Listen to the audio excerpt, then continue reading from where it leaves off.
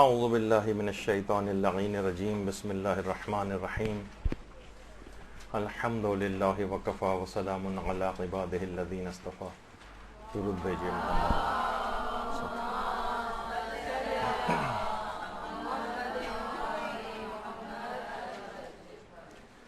بہترین نماز کیسے پڑھیں، اس سلسلے کا درس نمبر 31. پچھلی بار قضا نمازوں کے احکام کو کسی حد تک مکمل کیا تھا اور اس بات کی بہت مذمت بیان ہوئی تھی کہ لوگوں کی پوری زندگیوں کی نمازیں قضا ہوتی رہتی ہیں، آخر میں ایک بہت بڑا پہاڑ سا جمع ہو جاتا ہے. پھر ان عمر کے اس حصے میں جب کہ بیماریاں لاحق ہوتی ہیں اور عام ادا نماز پڑھنا مشکل ہوتی ہے، چہ جائے کہ انسان اپنی قضا نمازیں پڑھے.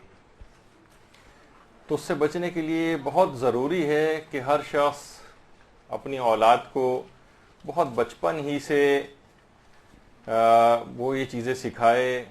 اور بہت پابندی کے ساتھ ان کو بچپن ہی سے نماز کا عادی بنا دے، تاکہ اس کے بعد چاہے مرد ہوں یا عورت جب وہ اپنی بڑھاپے کی منزل تک پہنچے تو کسی بھی صورت نماز کو قضا ہونا تو درکنار، جو مستحبات ہیں، حتیٰ کہ دیکھیں آیت اللہ بہجت برف باری ہو رہی ہے لیکن نماز جماعت کے لیے جا رہے ہیں اس عمر میں، تو پھر یہ چیزیں کبھی بھی چھوٹتی نہیں. اچھا، ہم لوگ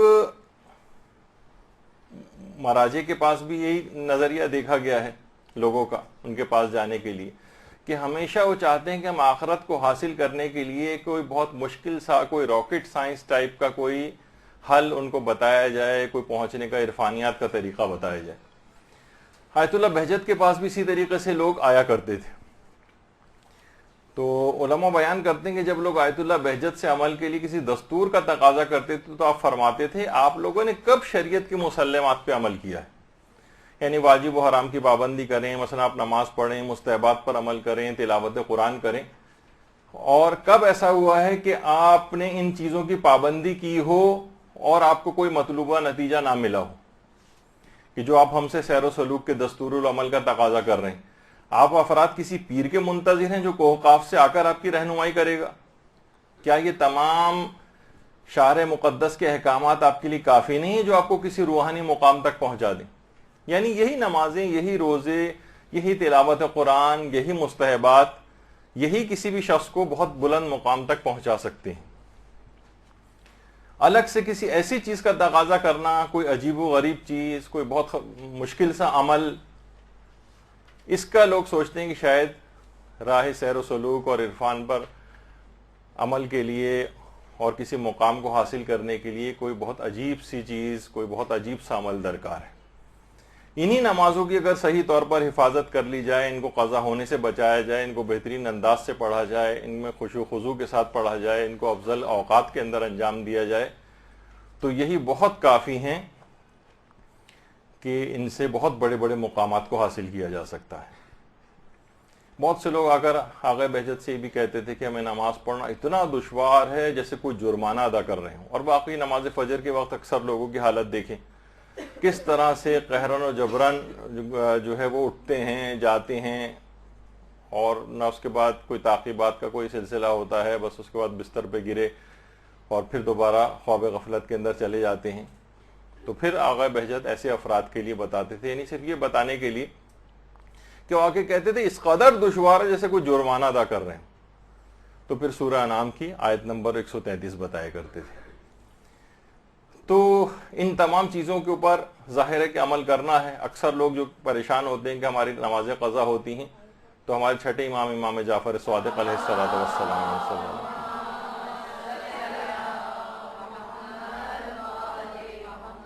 ایسے افراد کے لیے 7 مرتبہ سورہ مومنون کی تلاوت کا طریقہ بتایا ہے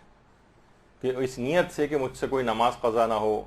کوئی ماں بھی اپنے بیٹے کے لیے عمل کر سکتی ہے، کوئی باپ بھی کسی کے لیے کر سکتا ہے، اپنی اولاد میں سے کسی کے لیے بھی، کہ 7 مرتبہ سورہ مومنون اس نیت سے پڑھنا کہ نماز قضا نہ ہو.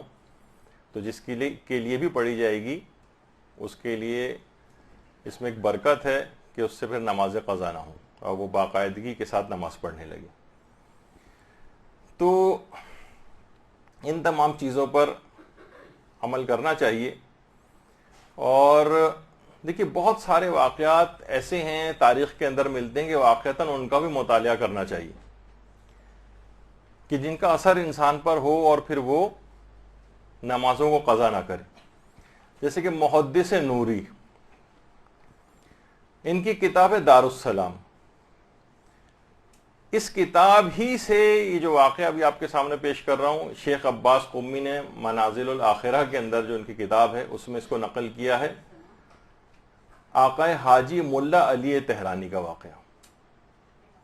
جو کہ خود عالم دین تھے، اور ان سے ان کے والد مرزا خلیل تہرانی نے اس واقعے کو نقل کیا تھا. ان کے والد فرماتے ہیں کہ جس وقت میں کربلا میں زیر تعلیم تھا، کربلا میں، درود بھیجیے محمد و آل محمد صلی اللہ علیہ وسلم.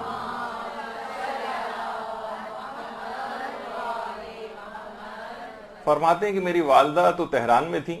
اور ظاہر ہے کہ اس زمانہ پرانا زمانہ تھا، کمیونیکیشن کیسے ذرائع نہیں ہوتے تھے.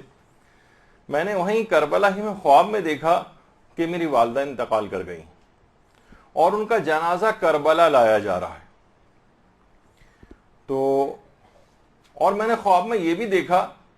کہ والدہ کو عذاب دیا جا رہا ہے اور ان کی ناک زخمی ہو گئی اس عذاب کے باعث. اچھا دیکھیے، خواب سمبولک ہوتے ہیں، کسی حقیقت کی طرف اشارہ کر رہے ہوتے ہیں. میں کہہ رہے ہیں کہ ڈر کر بیدار ہوا، اور اس کے ایک دو روز بعد ہی یا چند روز بعد ہی میرے بھائی کا خط موصول ہوا کہ ہماری والدہ گرامی کا انتقال ہو گیا ہے اور جنازہ ہم تدفین کے لیے کربلا لا رہے ہیں. اچھا کچھ ہی دیر بعد کہہ رہے ہیں کہ خط بھی ظاہر ساتھ ساتھ چلا تھا، کچھ ہی دیر بعد وہاں پر جنازہ پہنچ گیا خط ملنے کے. تو جنازے والوں نے کہا کہ جنازہ ہم نے کاروان سرائے جو ہے وہاں پر رکھ دیا ہے، ذوالکفل جو ایک مقام تھا وہاں پر اس کے نزدیک، اور ہم تو یہی سمجھ رہے تھے کہ آپ نجف میں ہوں گے، لیکن آپ ہمیں یہیں پر ہی مل گئے ہیں. کہہ رہے ہیں اب یہ ان کے والد فرماتے ہیں کہ میں دل میں سوچنے لگا کہ واقعتاً لگ یہ رہا ہے کہ یہ خواب سچا ہے اور والدہ کسی عذاب میں مبتلا ہے. اور میں بہت پریشان ہوا، بھاگا والدہ کے جنازے کے پاس گیا، ان کے کفن ان کے چہرے سے میں نے ہٹایا تو دیکھا کہ میری والدہ کی ناک زخمی تھی. میں نے جو افراد لائے ہوئے تھے ان سے پوچھا کہ کیوں ایسا ہوا ہے، تو ان لوگوں نے کہا کہ ہم کاروان سرائے میں بہت سارے جنازے لا کر رکھے جاتے ہیں، تو ان کی نماز جنازہ اور تدفین کے لیے لے جایا جاتا ہے، تو ہم نے سب سے جنازوں میں سب سے آگے لا کے اس کو رکھ دیا. تو آپس میں جو ہے جھگڑا ہونے لگا کہ ہمارا جنازہ پہلے رکھا ہوا تھا، تم نے آگے کیسے لا کے رکھ دیا. اسی دھکم پیل میں یہ جنازہ نیچے گر پڑا، شاید اس وجہ سے ان کی ناک زخمی ہو گئی ہو. ان کے والد کہتے ہیں کہ بہرحال میں اپنی والدہ گرامی کا جنازہ لے کے حرم حضرت ابو الفضل العباس علمدار علیہ السلام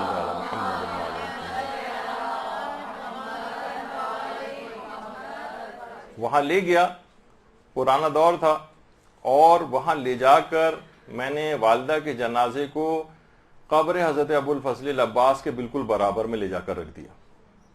اور مخاطب ہو کر کہا کہ یا ابو الفضل، میری ماں نماز و روزہ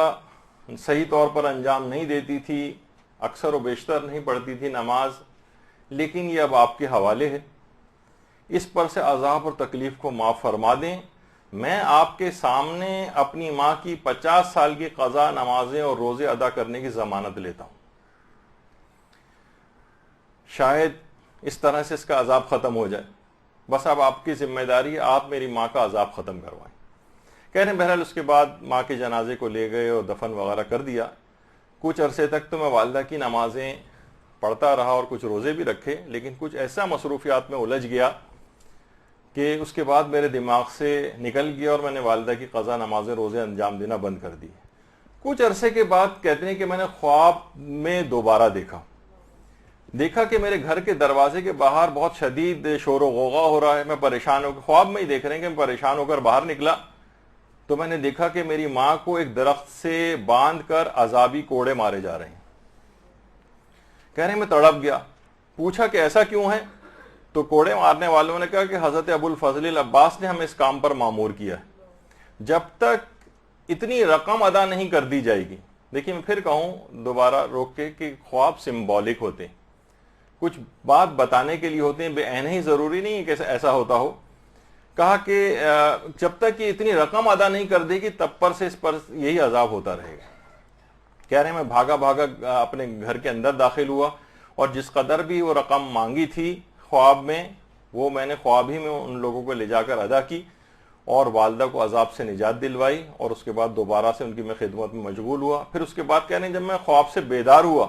تو میں بھاگا جہاں رقم رکھی ہوئی تھی اس میں آ کر حساب کیا، تو جو رقم ان لوگوں نے وصول کی تھی وہ اتنی ہی رقم تھی جو 50 سال کی نماز و روزہ کے برابر بنتی تھی. تو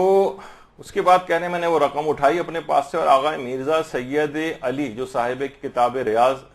جو تھے میں ان کے پاس لے کر آیا اور کہا کہ یہ رقم میری والدہ کی 50 سال کی نماز و روزے کے اجارے کے لیے ہے، اس کو آپ ادا کروا دیں. یعنی آپ نے دیکھا کہ پورا واقعہ کہ انسان کو حقیقتاً یہ ہے کہ کتنا ہی اس کی اولاد بھی چاہے وہ عالم دین کیوں نہ ہو جائے، کوئی بھی شخص جو اپنے آپ سے سنسیئر نہیں ہے دوسرا کبھی بھی اس سے اتنی سنسیئرٹی اور خلوص کا مظاہرہ نہیں کر سکتا. بہت ہی کم شاذ و نادر ایسے افراد ہوتے ہیں. تو لہٰذا کوشش یہ کریں کہ انسان خود سے اپنی تمام نمازیں جو قضا اس نے کی ہیں خود سے پڑھ کر جائے،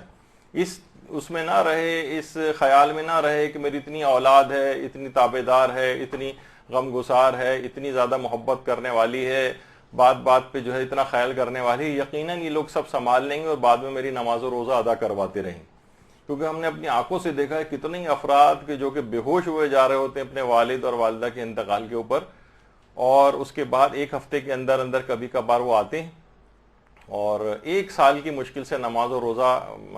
کا کرواتے ہیں. اس کے بعد چاہے 60-70 سال کی نمازیں کیوں نہ ہوں، اس کے بعد کبھی ہم دوبارہ آتے نہیں دیکھتے.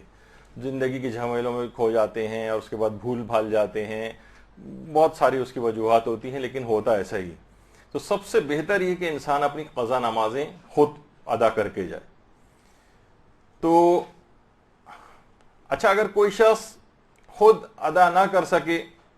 اور مثلا اتنا مال رکھتا ہو تو وہ وصیت کر کے جائے. اگر لواحقین سارے اس کے تیار ہو جائیں گے کہ بعد میں اس کی میراث کے مال سے قضا نمازیں اور قضا روزے اجارے کے اوپر ادا کروائے جائیں تو وہ ظاہر ہے کیونکہ سب راضی ہیں تو مکمل اس کے ادا کروائے جا سکتے ہیں مال سے. اور لواحقین کو اگر اعتراض ہوا تو پھر وصیت کی بنا پر مال کے 1/3 حصے میں سے وہ نماز اور روزے ادا کیے جائیں گے، مال کے 1/3 میں سے. اچھا اگر کسی کے پاس اتنا مال بھی نہیں ہے تو پھر کم سے کم وہ کسی ایسے فرد سے وصیت کر دے کہ جس کو امید ہو کہ یہ شخص بعد میں تبرعاً ثواب کی نیت سے میرے نماز و روزے کو ادا کروا دے گا. لیکن اگر مرحوم کی وصیت بھی نہیں ہے اور ورثاء وغیرہ بھی اس کے اوپر اس لحاظ سے تیار نہیں ہیں تو پھر اس کے مال میں سے میراث میں سے نماز و روزے کے لیے 1 پیسہ بھی نہیں لیا جا سکتا. تو بہرحال اب مسئلہ یہ ہے کہ یہ بات بھی یاد رکھنی چاہیے کیوں نہیں لیا جا سکتا، اس لیے کہ صرف مالی واجبات میراث سے لیے جا سکتے ہیں بس. مالی واجبات میں کون سی چیز آتی ہے؟ مثلا قرضے آتے ہیں، یعنی مرحوم نے کسی سے قرضہ لیا ہوا تھا تو اس کی میراث میں سے قرضے ادا ہوں گے، پھر میراث تقسیم ہوگی. مثلا حج آتا ہے، حج مالی واجب ہے، حج واجب ہو چکا تھا، حج پہ نہیں گیا تھا وہ شخص، تو اب پہلے حج کا خرچہ نکالا جائے گا، پھر جو کچھ بچے گا وہ ورثاء میں تقسیم ہوگا. لیکن اس کے علاوہ جتنے بھی جسمانی عبادات ہیں جیسے نمازیں ہیں، جیسے روزے ہیں، جسمانی عبادات، ان کی اجرت میراث سے نہیں لی جا سکتی. ہاں وصیت وغیرہ اگر ہو تو ایک الگ بات ہے. تو اس کا خیال رکھنا چاہیے. بہت تیز آواز ہو گئی، تھوڑا کم کیجیے. تو جسمانی عبادات کی اجرت میراث سے نہیں لی جا سکتی. اور جو اچھا ایک بحث اس کے اندر آتی ہے کفارات کی. آواز ابھی بھی بہت تیز ہے. کفارات کی ایک بحث آتی ہے کہ جو روزے کے کفارے ہیں یہ کس کے ذمے ہوں گے. تو بہرحال کفارے وغیرہ جو ہیں یہ کس کی ایک الگ بحث ہے, فی الحال اس کے اندر نہیں جا رہے ہیں. تو بہرحال جسمانی عبادات کی جو اجرت ہے جیسے نماز اور روزہ ہے یہ مرحوم کے مال سے نہیں لی جا سکتی سوائے کہ وہ وصیت کر کے گیا ہو. اچھا, اب ایک سوال یہ پیدا ہوتا ہے کہ کیا مرحوم ماں اور مرحوم باپ جو ہے دونوں کی قضا نمازیں اور روزے یہ ادا کروانے واجب ہوتے ہیں؟ ابھی تو سب سے پہلا مرحلہ یہی آتا ہے کہ واجب ہے کس کے اوپر. تو زیادہ تر ہاں پہلے یہ بات بتا دی جائے کہ اکثر لوگ یہ سمجھتے ہیں کہ شاید مرحوم کے صرف قضا نمازوں کا یہ والا مسئلہ ہے. قضا جب واجب ہوتے ہیں, جس کے اوپر بھی واجب ہوتے ہیں تو بھی آگے چل کر آئے گا, اس کو نمازیں اور روزے دونوں کا مسئلہ بالکل ایک ساتھ ہے. ایسا نہیں ہے کہ صرف نمازوں کا مسئلہ ہو روزوں کا مسئلہ نہ ہو. بعض جگہوں کے اوپر کیونکہ علماء نے یہ لکھا ہے بہت سی اپنے مفصل کتابوں وغیرہ میں بھی, اور بس یہ کہہ کے آگے بڑھ گئے کہ جو نمازوں کے جو مسئلے سارے بیان ہوئے یہی بالکل بیان ہے روزے کے بھی. تو الگ سے بار بار اس کا تذکرہ نہیں کیا, چند ایک جگہوں پہ چھوٹا سا ایک اختلاف ہے وہ آگے چل کر ابھی آ جائے گا. تو بہرحال نمازوں کے ساتھ روزے بھی شامل ہیں. خود بخود جہاں لفظ نماز آئے اس میں آپ روزہ خود ہی ایڈ کر لیجئے کیونکہ دونوں ہی شامل ہیں. پھر کون پڑھے گا, یہ واجب کس کے اوپر ہے؟ تو اس میں علماء کا ایک اختلاف ہے. زیادہ تر مراجع تو یہ کہتے ہیں کہ باپ کی قضا نماز اور روزے واجب ہوتے ہیں. کیا ماں کی قضا نماز اور روزے بھی واجب ہوتے ہیں کسی پر؟ تو اس سلسلے میں یہ مسئلہ ہے کہ آیت اللہ خوئی, امام خمینی اور آقا سیستانی وغیرہ یہ کہتے ہیں کہ ماں کی قضا نماز اور روزے یہ بڑے بیٹے پر واجب نہیں ہوتے. البتہ رہبر معظم آیت اللہ خامنئی کے فتوے میں واجب ہے. آیت اللہ اسحاق فیاض, ان کا نام اگرچہ نہیں لکھا ہوا لیکن وہ بھی اس کے قائل ہیں. اور ایسا نہیں ہے بلکہ اور مراجع بھی ایسے ہیں کہ جو اس نظریے قائل ہوں کہ ماں کی قضا نمازیں اور روزے بھی بڑے بیٹے کے اوپر واجب ہوتے ہیں. تو یہ دماغ میں رہے. لیکن بہرحال ابھی جن کی زیادہ تقلید ہو رہی ہے تو انہی کے ہم نے یہاں پر لکھ دی ہیں کہ 3 ان میں سے مراجع ایسے ہیں کہ جو کہ ماں کی قضا نمازوں کو بڑے بیٹے پر واجب نہیں سمجھتے. اچھا, تو یہ ایک مسئلہ بالکل واضح ہے, اس کو آپ نوٹ کر لیں کیونکہ یہ مسئلہ کافی پیش آنے والا ہے. اچھا, البتہ ایسا بھی نہیں ہے کہ ماں کی قضا نمازیں اور روزے واجب تو نہیں ہیں, لیکن بہرحال یہ علماء جو اس بات کا کہتے ہیں کہ واجب نہیں, وہ بھی کہتے ہیں کہ احتیاط مستحب یہ ہے کہ ماں کی قضا اور نمازیں اور روزے بھی ادا کروائے جائیں. واجب تو نہیں ہے لیکن احتیاط مستحب یہ ہے. یا تو بڑا بیٹا خود ادا کرے, ماں کی قضا نمازیں اور روزے احتیاط مستحب کے طور پر یا تو بڑا بیٹا خود ادا کرے یا اس کے لیے کوئی اجیر مقرر کرے. لیکن بہرحال ہے ایسا ہی نظریہ کہ ماں کی قضا نمازیں اور روزے سوائے آیت اللہ خامنئی کی, آیت اللہ اسحاق فیاض کے, یہ ایک آدھ اور بھی علماء ہیں لیکن وہ پھر مکس اپ ہو جائے گا اس وجہ سے میں زیادہ نہیں بتا رہا ہوں. تو وہ یہ کہتے ہیں کہ واجب نہیں ہے. دیگر علماء جیسے آقا سیستانی وغیرہ, لیکن رہبر معظم اور اسحاق فیاض کے نزدیک واجب ہے. اچھا, پھر ایک سوال یہاں پر فوراً یہ ہوتا ہے اور خاص طور پہ مائیں یا خواتین پوچھتی ہیں کہ ماں کی قضا نمازیں کیوں واجب نہیں ہیں, یعنی صرف باپ کے لیے ایسا کیوں ہے؟ اگرچہ روایات میں واضح طور پر تو یہ بات نہیں بیان کی گئی, لیکن ایسے یہ خیال آتا ہے بعض اوقات کہ طبعی طور پر ایک کسی بھی شخص کے دل میں ماں سے نسبتاً محبت زیادہ ہوتی ہے, باپ سے اتنی نہیں ہوتی.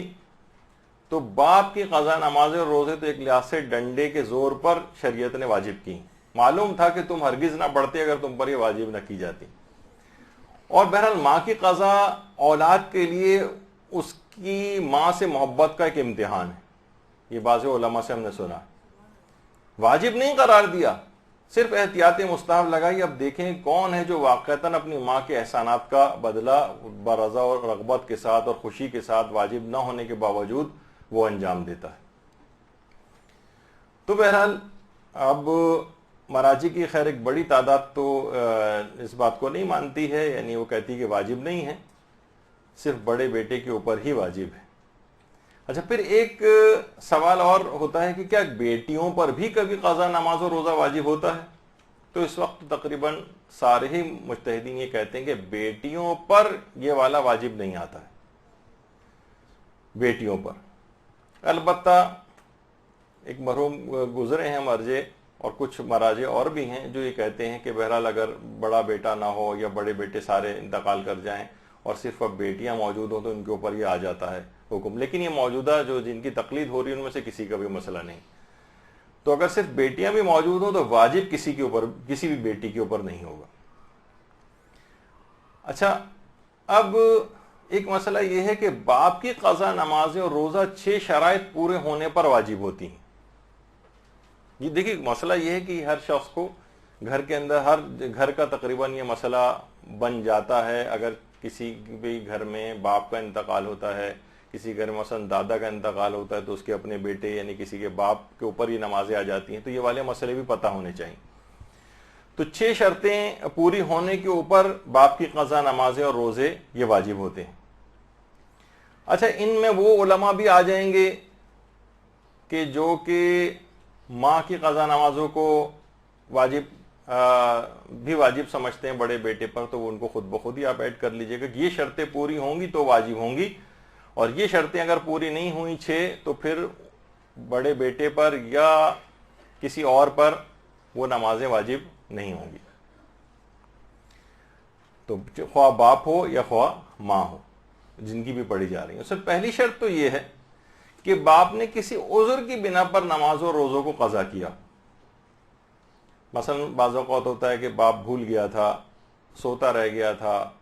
کوئی ایسی بیماری اس کے ساتھ ہو گئی تھی، عذر شرعی اس کے ساتھ ہوا تھا۔ یعنی ایسا نہیں ہے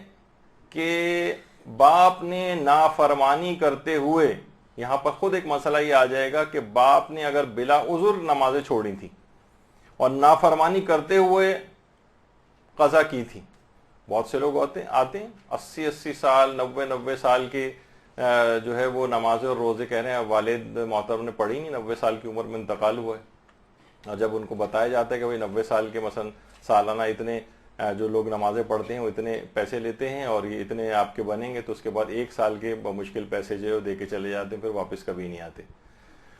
تو بہرحال یہ جیسے ایک صاحب کہہ بھی رہے تھے کہ جب یہ مسائل وغیرہ انہوں نے پڑھے تو اپنے والد صاحب ان کے نماز نہیں پڑھتے، جا کے کہا کہ والد صاحب اپنی نمازیں خدا کے لیے خود پڑھ کے جائیں، ہمارے لیے اپنی نمازیں پڑھنا مشکل ہے، چاہے جائے گا کہ آپ کی نمازیں بھی ہم کو پڑھنا پڑے یا پڑھوانی پڑیں بعد میں بڑے بیٹے کے اوپر، تو واجب ہو جاتا ہے تو خود پڑھو یا پیسے دے کے پڑھواؤ۔ ابھی 80-90 سال کے پیسے جو ہے وہ اگر لگائے جائیں تو لاکھوں کے اندر بنتے۔ تو بہرحال ایک تو یہ ہے کہ باپ نے اگر عذر کی بنا پر چھوڑی ہیں نمازیں، بیمار ہو گیا تھا، کوئی اور شرعی عذر تھا، اس کی بنا پر قضا کی ہیں، صرف ان کی قضا کرنا ہے۔ لیکن یہاں پر ایک مسئلہ یہ آتا ہے کہ اگر باپ نے نافرمانی کرتے ہوئے، سرکشی کرتے ہوئے، لاپرواہی کرتے ہوئے نمازوں کو قضا کیا ہے، تو یہاں پر علماء میں ایک اختلاف ہے کہ اس نمازوں کی قضا کرنی ہوگی یا نہیں۔ تو نافرمانی کرتے ہوئے اگر یہ دونوں چیزیں قضا کی ہیں تو آغا سیستانی اور آیت اللہ خامنہ یہ فرماتے ہیں کہ ان کی قضا بڑے بیٹے پہ واجب نہیں، اور امام خمینی اور آیت اللہ خوئی یہ فرماتے تھے کہ احتیاط واجب یہ ہے کہ ان نمازوں کی بھی قضا انجام دی جائے۔ اچھا، یہاں پر بہرحال آغا خوئی والوں کے لیے بھی اور امام خمینی والوں کے لیے بھی وہ اگر کوشش کریں تو اس کے اندر رجوع وغیرہ کا ایک پہلو نکل سکتا ہے ان کے لیے، کہ ان کے اوپر بھی یہ واجب کے طور پر نہ رہے، پھر کوئی ادا کروانا چاہے تو کم سے کم واجب اس کے اوپر سے ہٹ جائے اگر وہ رجوع کر لے۔ لیکن آغا سیستانی اور آیت اللہ خامنہ تو ویسے بھی خود بھی یہ بات فرماتے ہیں کہ واجب نہیں ہے اگر اس نے نافرمانی کرتے ہوئے، سرکشی کرتے ہوئے، بغاوت کرتے ہوئے، لاپرواہی سے کام لیتے ہوئے بس پڑھتا ہی نہیں تھا، بالکل نظر انداز کی ہوئی تھی نمازیں جسے کہا جائے نافرمانی کرتے ہوئے، تو ان نمازوں کی قضا واجب نہیں۔ اچھا، یہ ہو گیا ایک۔ اچھا، اب اس کے اندر ایک بات یہ بھی ہے کہ ہاں البتہ یہ بات ضرور بتا دی جائے اس کے اندر، یہ جو پہلی شرط تھی کہ واجب تو نہیں ہے لیکن پھر بھی احتیاط مستحب یہ ہے کہ یہ ان کی قضا کروا دے۔ یعنی وہ علماء جو کہتے ہیں واجب نہیں ہے وہ بھی ایسا نہیں کہ بالکل جیسے تاکید کر رہے ہوں کہ نہیں ہرگز مت پڑھنا، نہیں، ریکمینڈ کرتے ہیں کہ بہرحال ایک حق ہے، ایک اس کے لیے ایک محبت کا ایک جو گوشہ ہر شخص کے دل میں ہوتا ہے، بہرحال اس کے لیے مستحب یہ ہے کہ وہ ان کو بھی پڑھوا دے، لیکن بہرحال واجب نہیں اگر نافرمانی کرتے ہوئے اس نے پڑھی تو۔ پہلی ایک تو شرط یہ ہو گئی۔ دوسری شرط یہ ہے کہ باپ نے اپنی زندگی میں توانائی رکھتے ہوئے نمازوں کو قضا کیا، یعنی اس کے اندر توانائی موجود تھی۔ علماء اس کی ایک مثال دیتے ہیں، مثلا باپ کی نماز فجر قضا ہوئی اور طلوع آفتاب ہو گیا، اور اسی نیند کی حالت میں مثلا اس کو دل کا دورہ پڑا اور انتقال کر گیا۔ اب اس کے اندر توانائی ہی نہیں تھی اس بات کی کہ وہ اس نماز کو پڑھ سکتا، تو ایسی اس طرح کی نمازوں کی قضا اس کے اوپر واجب نہیں ہوتی۔ یعنی باپ نے اپنی زندگی میں توانائی رکھتے ہوئے نمازوں کو قضا کیا ہو، یعنی بہت سی چیزیں ایسی ہیں جو اس پر واجب ہی نہیں ہو پائیں، یعنی باپ نیند کی حالت میں تھا، نیند کی حالت ہی میں مثلا اس طرح سے انتقال کر گیا۔ اسی طریقے سے ایک تیسری شرط اس میں یہ ہے کہ باپ نے قضا نماز اور روزے کے لیے کسی کو اجیر بنانے کی وصیت نہ کی ہو۔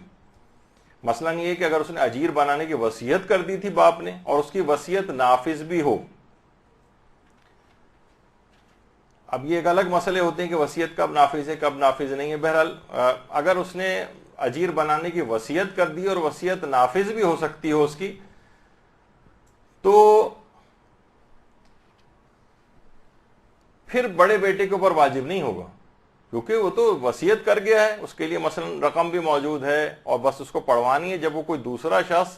کے اوپر واجب ہے ہو گیا ہے ایک لحاظ سے کہ وہ اجیر بنا دیا گیا باپ کے پیسوں کے اوپر، باپ مثلا وصیت کر کے گیا تھا اور وہ اجیر بنا دیا گیا، تو اب بڑے بیٹے کو کیوں پڑھنی ہوں گی؟ وہ تو نماز دوسرا شخص ادا کر دے گا اس کی جگہ پر۔ تو یہ اس وقت ہے کہ جب باپ نے قضا نماز اور روزے کے لیے اجیر بنانے کی وصیت نہ کی ہو، تب پھر بڑے بیٹے کے اوپر آتی ہیں۔ لیکن باپ نے اگر اجیر بنا کے وصیت کر کے گیا، وصیت نافذ بھی ہو رہی ہے اس کی، تو پھر اس صورت میں بڑے بیٹے کے اوپر قضا واجب نہیں ہوگی۔ تو وہ تو جیسے کہ ابھی آپ نے سنا کہ اگر اجیر مقرر کر گیا ہے، وصیت اس کی نافذ ہے، ورثہ اس کے سب تیار ہیں، اور ورثہ میں سے اگر کوئی گڑبڑ کر رہا ہے مثلا، تو پھر 1/3 مال کے اندر جتنی بھی نمازیں ادا ہو سکتی ہیں وہ ادا کروائی جائیں گی، اور اگر 1/3 مال سے مال کم پڑ گیا، نمازیں زیادہ قضا ہیں، تو پھر وہ بڑے بیٹے کے اوپر آ جائیں گی نمازیں اس طرح سے۔ چوتھی شرط یہ ہے اس میں کہ بڑا بیٹا باپ کے انتقال کے وقت پاگل یا نابالغ نہ ہو۔ اگر وہ باپ کے انتقال کے وقت پاگل یا نابالغ تھا، اچھا اس میں بھی آیت اللہ جس میں مراجع میں تھوڑا سا اختلاف ہے۔ آیت اللہ سیستانی یعنی بڑا بیٹا جو ہے وہ نابالغ تھا باپ کا جس وقت انتقال ہوا، وہ فرماتے ہیں کہ جب یہ نابالغ بالغ ہو جائے گا تب اس کے اوپر باپ کی قضا نمازیں اور روزے پورے کرنے واجب نہیں ہوں گے۔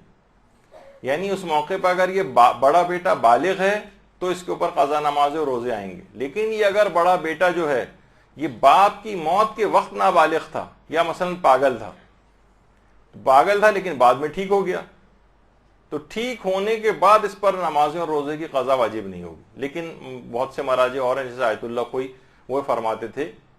کہ جب ٹھیک ہوگا یا بالغ ہو جائے گا اس موقع پر اس کے اوپر کچھ علماء یہ کہتے ہیں، کچھ مراجع یہ کہتے ہیں کہ واجب ہو جاتی،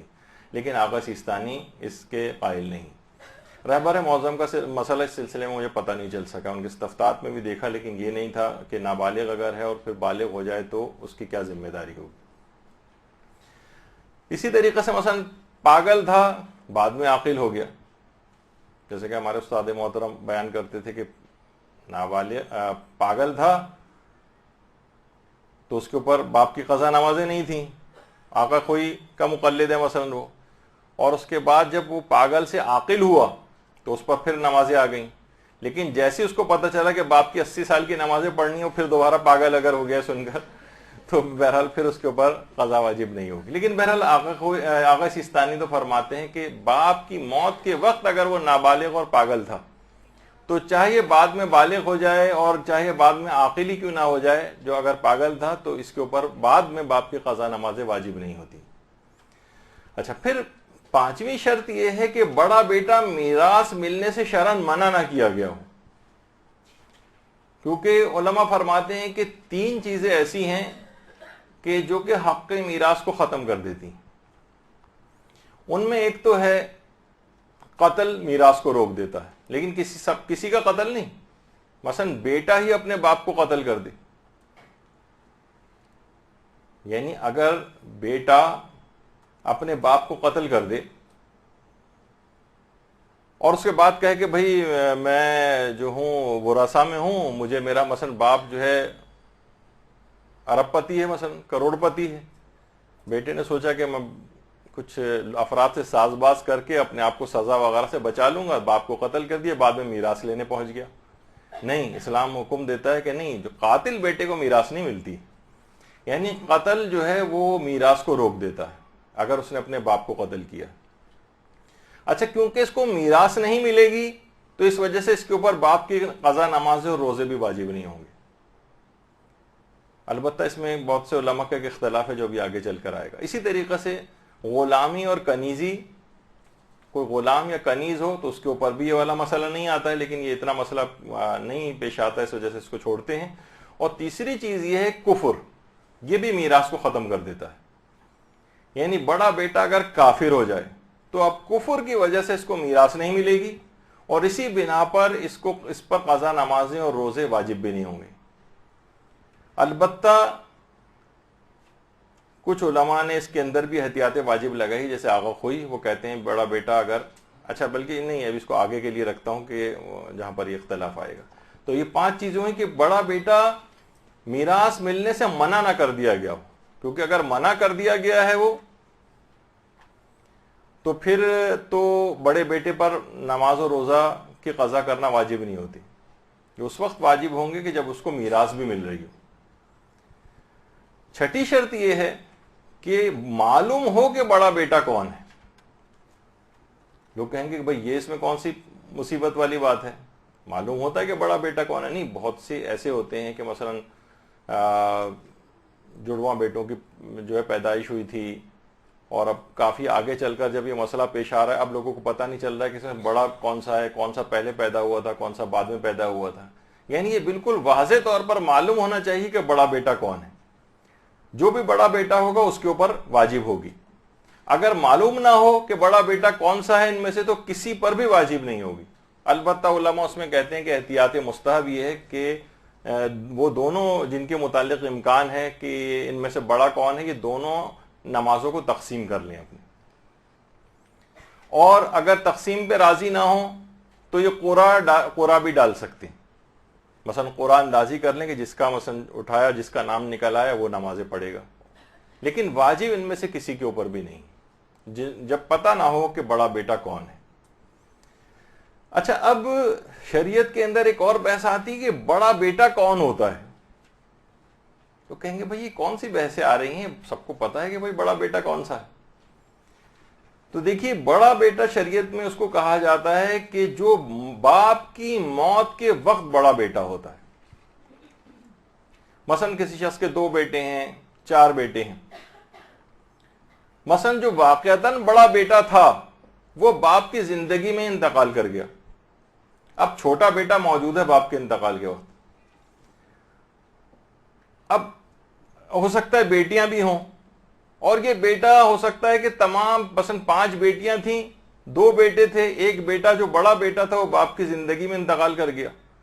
اس کے بعد یہ 5 بیٹیاں ہیں، ان کے بعد یہ بیٹا ہے، تب بھی یہ بیٹا بڑا بیٹا ہی سمجھا جائے گا، کیونکہ یہ باپ کی انتقال کے وقت بڑا بیٹا ہے. کیونکہ جو اصل بڑا بیٹا تھا وہ باپ کی زندگی میں انتقال کر گیا، اس کو تو ایک طرف سے مائنس کر دیجئے، اب اس کو بڑا بیٹا نہیں سمجھا جائے گا. باپ کی موت کے وقت بیٹوں میں جو سب سے بڑا بیٹا ہو، چاہے اس سے بڑی بیٹیاں ہی کیوں نہ موجود ہوں، وہی بڑا بیٹا بن جائے گا اور اس کے اوپر نماز و روزہ آ جائے گا. تو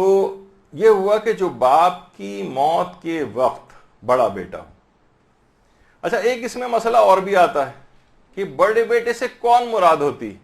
جو پہلے بالغ ہو گیا ہو یا جو عمر کے اعتبار سے بڑا ہو. یہ خود علماء کے اندر ایک بڑی دلچسپ بحث ہے.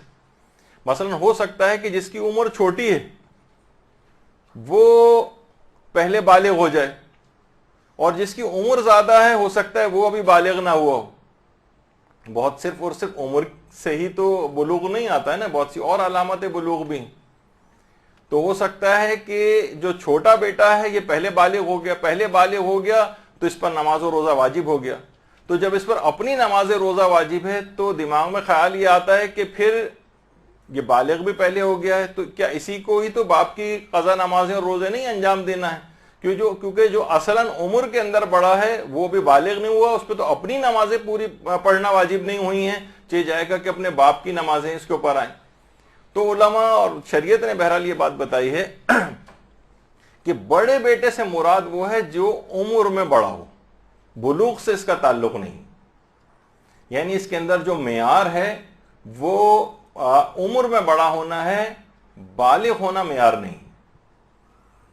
ولد اکبر حال موت ابی, یعنی باپ کے انتقال کے وقت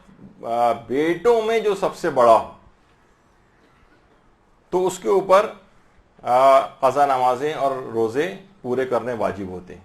اچھا, اگر کسی کے مثلا بیٹے نہ ہوں, صرف اور صرف بیٹیاں ہوں, تو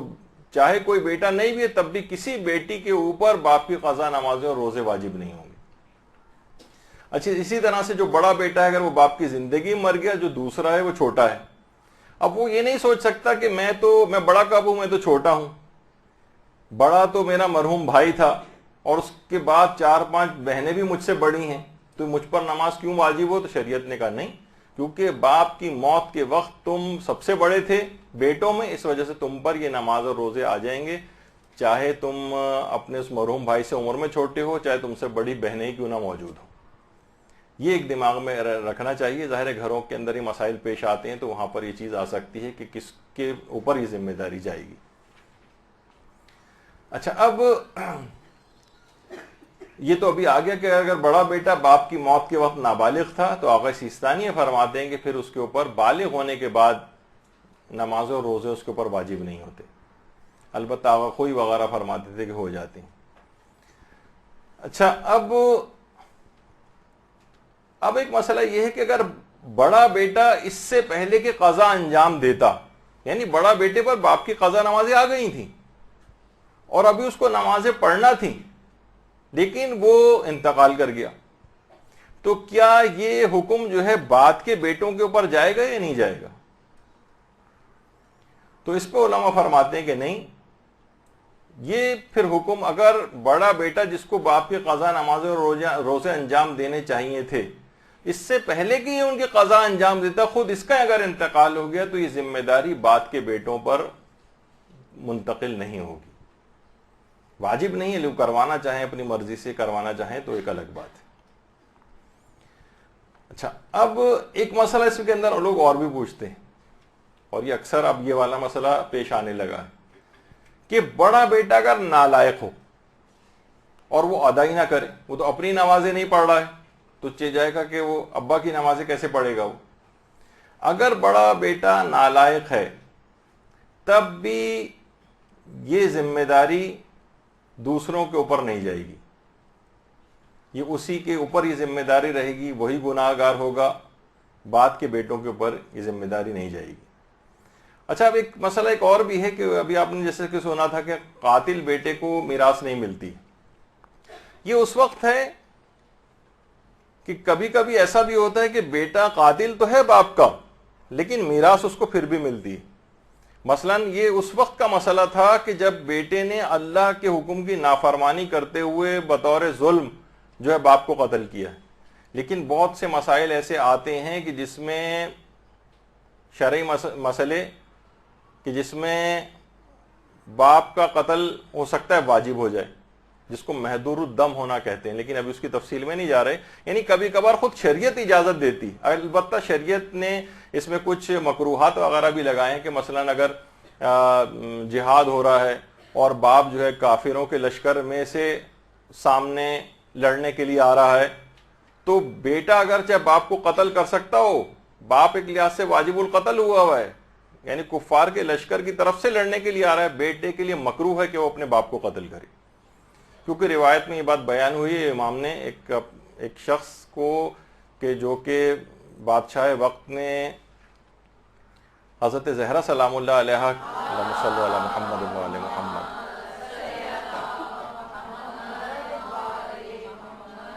ان کی شان میں گستاخی کی تھی تو شان میں گستاخی کرنا واجب القتل کر دیتا ہے، حاکم شرع کے حکم سے پھر وہ قتل کیا جاتا ہے۔ امام سے پوچھنے کے لیے آیا، امام نے کہا کہ تیرے باپ نے اگرچہ کام کیا لیکن تو کسی اور سے یہ کام کروا لے، خود یہ کام نہ کر۔ اس نے کہا نہیں کہ میں یہ کام کو خود انجام دوں گا، میرے دل میں بہت غم و غصہ ہے حضرت زہرا کی اس نے شان میں گستاخی کی ہے۔ امام نے کہا نہیں، پھر بھی منع کیا اور کہا کہ تیری عمر کم ہو جائے گی۔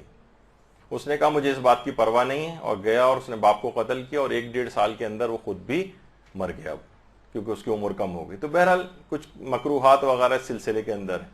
تو کبھی کبھی ایسا ہوتا ہے کہ میراث اس بیٹے کو ملتی ہے جو کہ جس نے حکم شریعت کے تحت ہی مثلا اپنے باپ کو قتل کیا، اس کو محروم نہیں کیا جاتا میراث سے۔ یہ دماغ میں اس وجہ سے رہے کہ ایسا نہ ہو کہ مسئلہ دوسری طرف نکل جائے، لیکن یہ بھی اتنا کامن پیش آنے والا اس لحاظ سے مسئلہ نہیں ہے، کیونکہ دینی اعتبار سے بھی حاکم شرع کی اجازت کے بغیر کوئی بھی شخص کسی کو قتل نہیں کر سکتا ہے۔ تو یہ ایک مسئلہ اس کے اندر یہ ہے۔ پھر ایک مسئلہ یہ بھی پیش آتا ہے کہ ایک سوال اٹھتا ہے نا کہ بھئی یہ قاتل اور کافر کو باپ کی قضا، نماز اور روزے کی فکر کیوں ہوگی کہ ان کے لیے یہ مسئلہ لکھا جا رہا ہے؟ ایک دماغ میں آتا ہے نا سوال کہ بھئی وہ تو پہلے سے ہی قاتل ہے، وہ تو کافر ہوا ہے، اس کا یہ مسئلہ کہ ان کے اوپر واجب ہے یا واجب نہیں ہے، اس کو لکھنے کی ضرورت ہی کیا ہے؟ ان کو نماز و روزے کی کب فکر ہوگی؟ اب مثلا قاتل بیٹے کو اپنے باپ کی نمازیں پڑھنے کی یا کافر کو اپنے باپ کی نمازوں کی؟ یہ اس وجہ سے ہے کہ بعض مراجع ایسے ہیں جیسے آغا خوئی، وہ یہ فرماتے ہیں کہ یہ حکم لکھا جا رہا ہے دوسرے نمبر کے بیٹوں کے لیے، کہ اگر تمہارا بڑا بھائی جو ہے وہ قاتل یا کافر ہو جائے، باپ کا قاتل ہو یا کافر ہو، تو اس پر تو قضا، نماز اور روزے انجام دینے واجب نہیں ہیں، لیکن اس کے بعد جو بڑا بیٹا ہے آغا خوئی کے نزدیک یہ واجب اس کے اوپر چلا جائے گا، آغا خوئی کے نزدیک سے۔ تو وہ یہ فرماتے ہیں اس مسئلے کو لکھے جانے کا مقصد یہ کہ ہم اس دوسرے بڑے بیٹے کو کے لیے یہ مسئلہ لکھ رہے ہیں کہ بھائی تمہیں یہ کام اب انجام دینا ہے، یہ قاتل اور کافر کے لیے نہیں لکھا جا رہا ہے کہ اس کو یہ کام بتائے جا رہے ہیں۔ اور جو آغا سستانی ہیں یا آیت اللہ خامنائی ہیں جس کو واجب نہیں سمجھتے ہیں، وہ یہ کہتے ہیں کہ یہ بات جو ہم مسئلہ لکھ رہے ہیں یہ اس وجہ سے لکھ رہے ہیں کہ بعد والے جو سوچیں گے کہ کہیں یہ ذمہ داری ہم پر تو نہیں آ گئی، تو ہم ان کو یہ بات بتانا چاہ رہے ہیں کہ اب یہ ذمہ داری ان کی نہیں، یہ صرف اور صرف تھی تو بڑے بیٹے کے اوپر تھی، قتل اور کفر کے سبب اس کے اوپر سے بہرحال وہ تو اس بات کو انجام نہیں دے رہا ہے، لیکن تم مت گھبرانا کہ اس کے بعد یہ ذمہ داری تمہارے اوپر آ گئی، اس وجہ سے ہم اس مسئلے کو لکھ رہے ہیں۔ یعنی میں نے اپنے الفاظ میں بتایا کہ بعض اوقات دماغ میں آتا ہے کہ بھئی اس مسئلے کو، بس مسئلے کو لکھنے کی ضرورت کیا ہے؟ قاتل اور کافر کو جب کوئی پرواہ ہی نہیں ہے اپنے باپ کی، وہ تو قتل کیے جا رہا ہے، تو ان کی نماز روزہ کب انجام دے گا؟ تو یہ بعد کے لوگوں کے لیے لکھا گیا ہے، وہ مراجع کے جو کہ کہتے ہیں کہ واجب نہیں، وہ دوسروں کو یہ بات بتانا چاہتے ہیں کہ بعد والے لوگ پریشان نہ ہوں، اور جن مراجع کے نزدیک یہ واجب ہے اگلے بیٹے، بڑے بیٹے کے اوپر، جیسے آغا خوئی، وہ یہ کہتے ہیں کہ یہ مسئلہ ہم اس کے لیے لکھ رہے ہیں کہ وہ نہیں کر رہا اب اپنے قتل و کفر کے سبب، تو ابھی واجب تم پر آ گیا ہے۔ بات واضح ہوئی؟ نہیں واضح ہوئی؟ ابھی ویسے بھی ایگزام ہے آپ کا تھوڑی دیر بعد۔ اچھا اب علماء نے اس میں ایک بات یہ لکھی ہے کہ جسے میراث ملتی ہے نا، اسی کو باپ کی قضا، نمازیں اور روزے کرنے ہوتے ہیں۔ ظاہر ہے کہ جس کو میراث نہیں مل رہی ہے، جیسے قاتل اور کافر کو، تو اس کے اوپر نہیں ہوگا۔ ایک مسئلہ اس کے اندر یہ بھی آتا ہے کہ اگر باپ کے تمام بیٹے اس کی زندگی میں انتقال کر جائیں،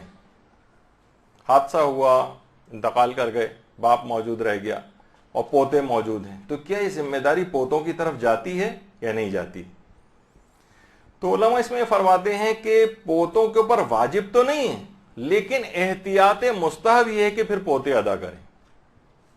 اگر کسی باپ کے تمام بیٹے اس کی زندگی میں انتقال کر جائیں تو واجب تو نہیں ہوتی ہے پوتوں کے اوپر کہ وہ اپنے دادا کی جو ہے وہ قضا، نماز اور روزے کو انجام دیں، لیکن احتیاط مستحب ضرور ہے۔ یعنی جو دیندار گھرانے ہیں اور وہ اس ذمہ داری کو ویسے بھی ادا کرنا چاہیں تو پوتوں کے اوپر احتیاط مستحب کے طور پر اس ذمہ داری کو ڈالا جاتا ہے، واجب البتہ نہیں۔ اچھا، اب ایک سوال یہ پیدا ہوتا ہے کہ آخر بڑے بیٹے کے اوپر ہی یہ واجب کیوں ہے؟ بھئی اور بھی تو اتنی ساری اولاد ہے، اسلام چاہتا تو سب میں مساوی تقسیم کر دیتا، یہ بڑے بیٹے کے اوپر ہی واجب کیوں ہے؟ اس کے بہت سے احتمالات علماء نے لکھے ہیں. یقینی بات تو کسی روایت میں یا قرآن کے اندر بیان نہیں ہوئی ہے، لیکن علماء فرماتے ہیں کہ بہرحال قرآن کے اندر حکم ہے کہ وَبِالْوَالِدَيْنِ احسانًا. وہ علماء کے جو کہ والد اور والدہ دونوں کو سمجھتے ہیں، تو والدین کا بہرحال ایک احسان ہے، ایک حق ہے کہ اور حقیقی احسان یہی ہے والدین کے اوپر کہ واقعتاً جو نماز و روزے جو ان کے اوپر واجب تھے وہ ان کی گردن سے اتارے جائیں. اور بڑے بیٹے کے اوپر یوں واجب کیا ہے کہ علماء فرماتے ہیں کہ لگتا ہے کہ شریعت یہ کہنا چاہتی، کہ اشارہ دینا چاہتی کہ باپ کے مرنے کے بعد خاندان کی جو مدیریت ہے، جو سربراہی ہے، اب یہ بڑے بیٹے کے پاس آ گئی. اس کو یہ اپنی ذمہ داری کا احساس کرے، یہ لاپرواہ بن کر نہ رہے. دیگر بہت سے کاموں کی مسئولیت کے ساتھ ساتھ مثلا باپ کی قضا نماز و روزے بھی اس کے اوپر ڈال دیے گئے.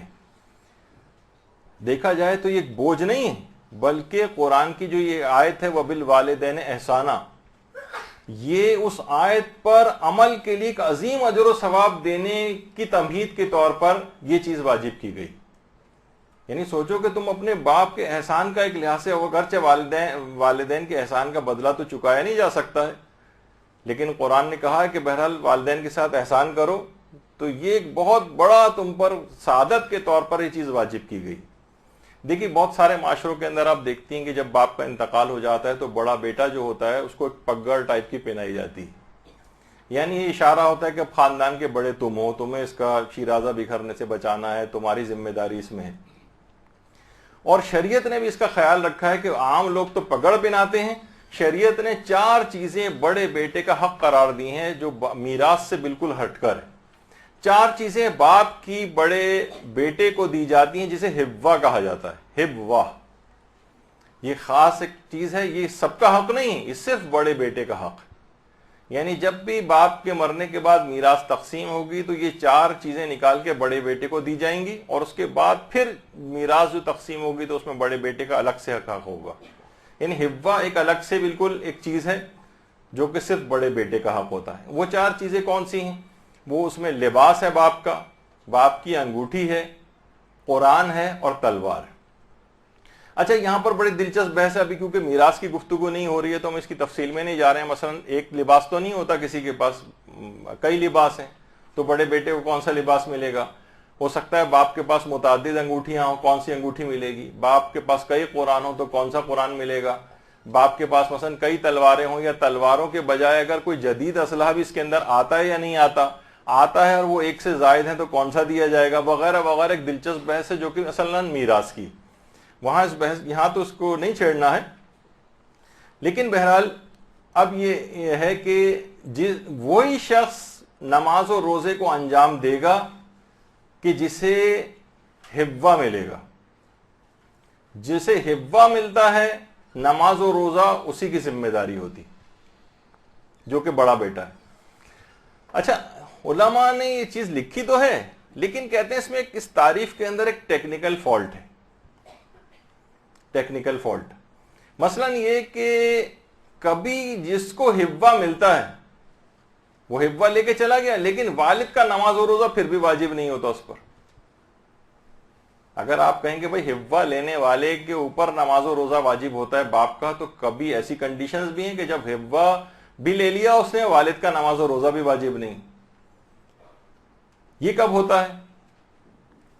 یہ اس وقت ہوتا ہے کہ جب مثلا باپ صوم و صلات کا پابند ہو، اس کے اوپر واجب بھی نہیں تھا کوئی، اس نے ساری ادا کر کے گیا ہے، تو اگرچہ اس کے اوپر کوئی واجب ہی نہیں ہے باپ کا نماز و روزہ، تب بھی اس کو ہبوا ملے گا.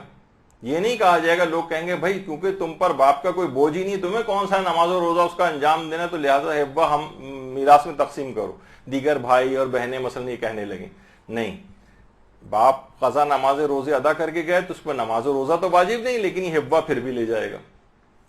اچھا بعض اوقات یہ ہوتا ہے کہ کبھی باپ کی قضا و نماز روزے ادا کرنے والے بڑے بیٹے کو ہبوا نہیں ملتا ہے، یعنی وہ باپ کی قضا نماز روزہ بھی کر رہا ہے اور حبا بھی نہیں مل رہا. یہ کب ہوتا ہے کہ مثلاً باپ اگر مقروض گیا ہے, مثلاً مثال دوں, اگر باپ میراث چھوڑ کے گیا 10 لاکھ لیکن 15 لاکھ کے قرضے ہیں باپ کے اوپر,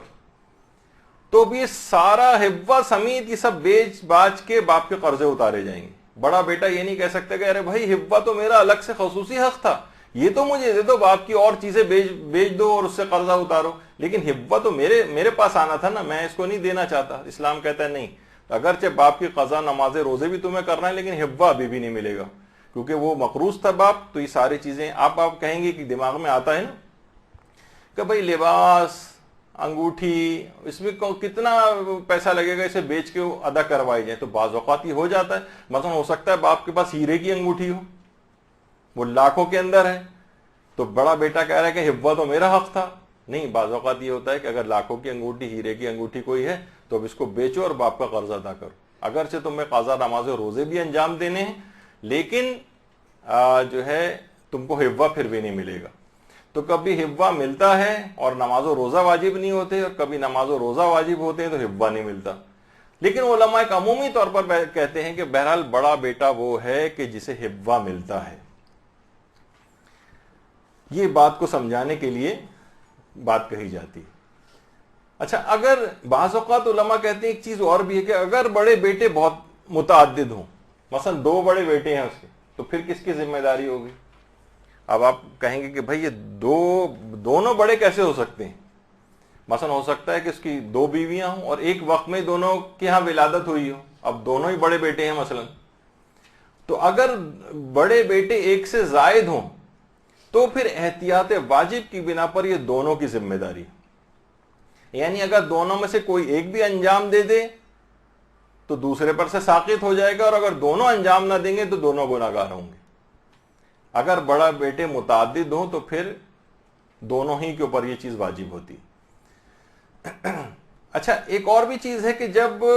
بڑے بیٹے پر باپ کی نماز اور روزے واجب نہیں ہوتے,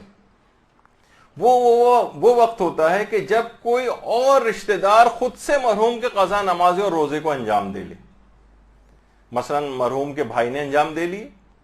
مثلا مرحوم کی بیوی یعنی جو بڑے لڑکے کی جو ماں تھی اس نے انجام دے لیے, بیٹیوں نے آپس میں تقسیم کر کے انجام دے لیے,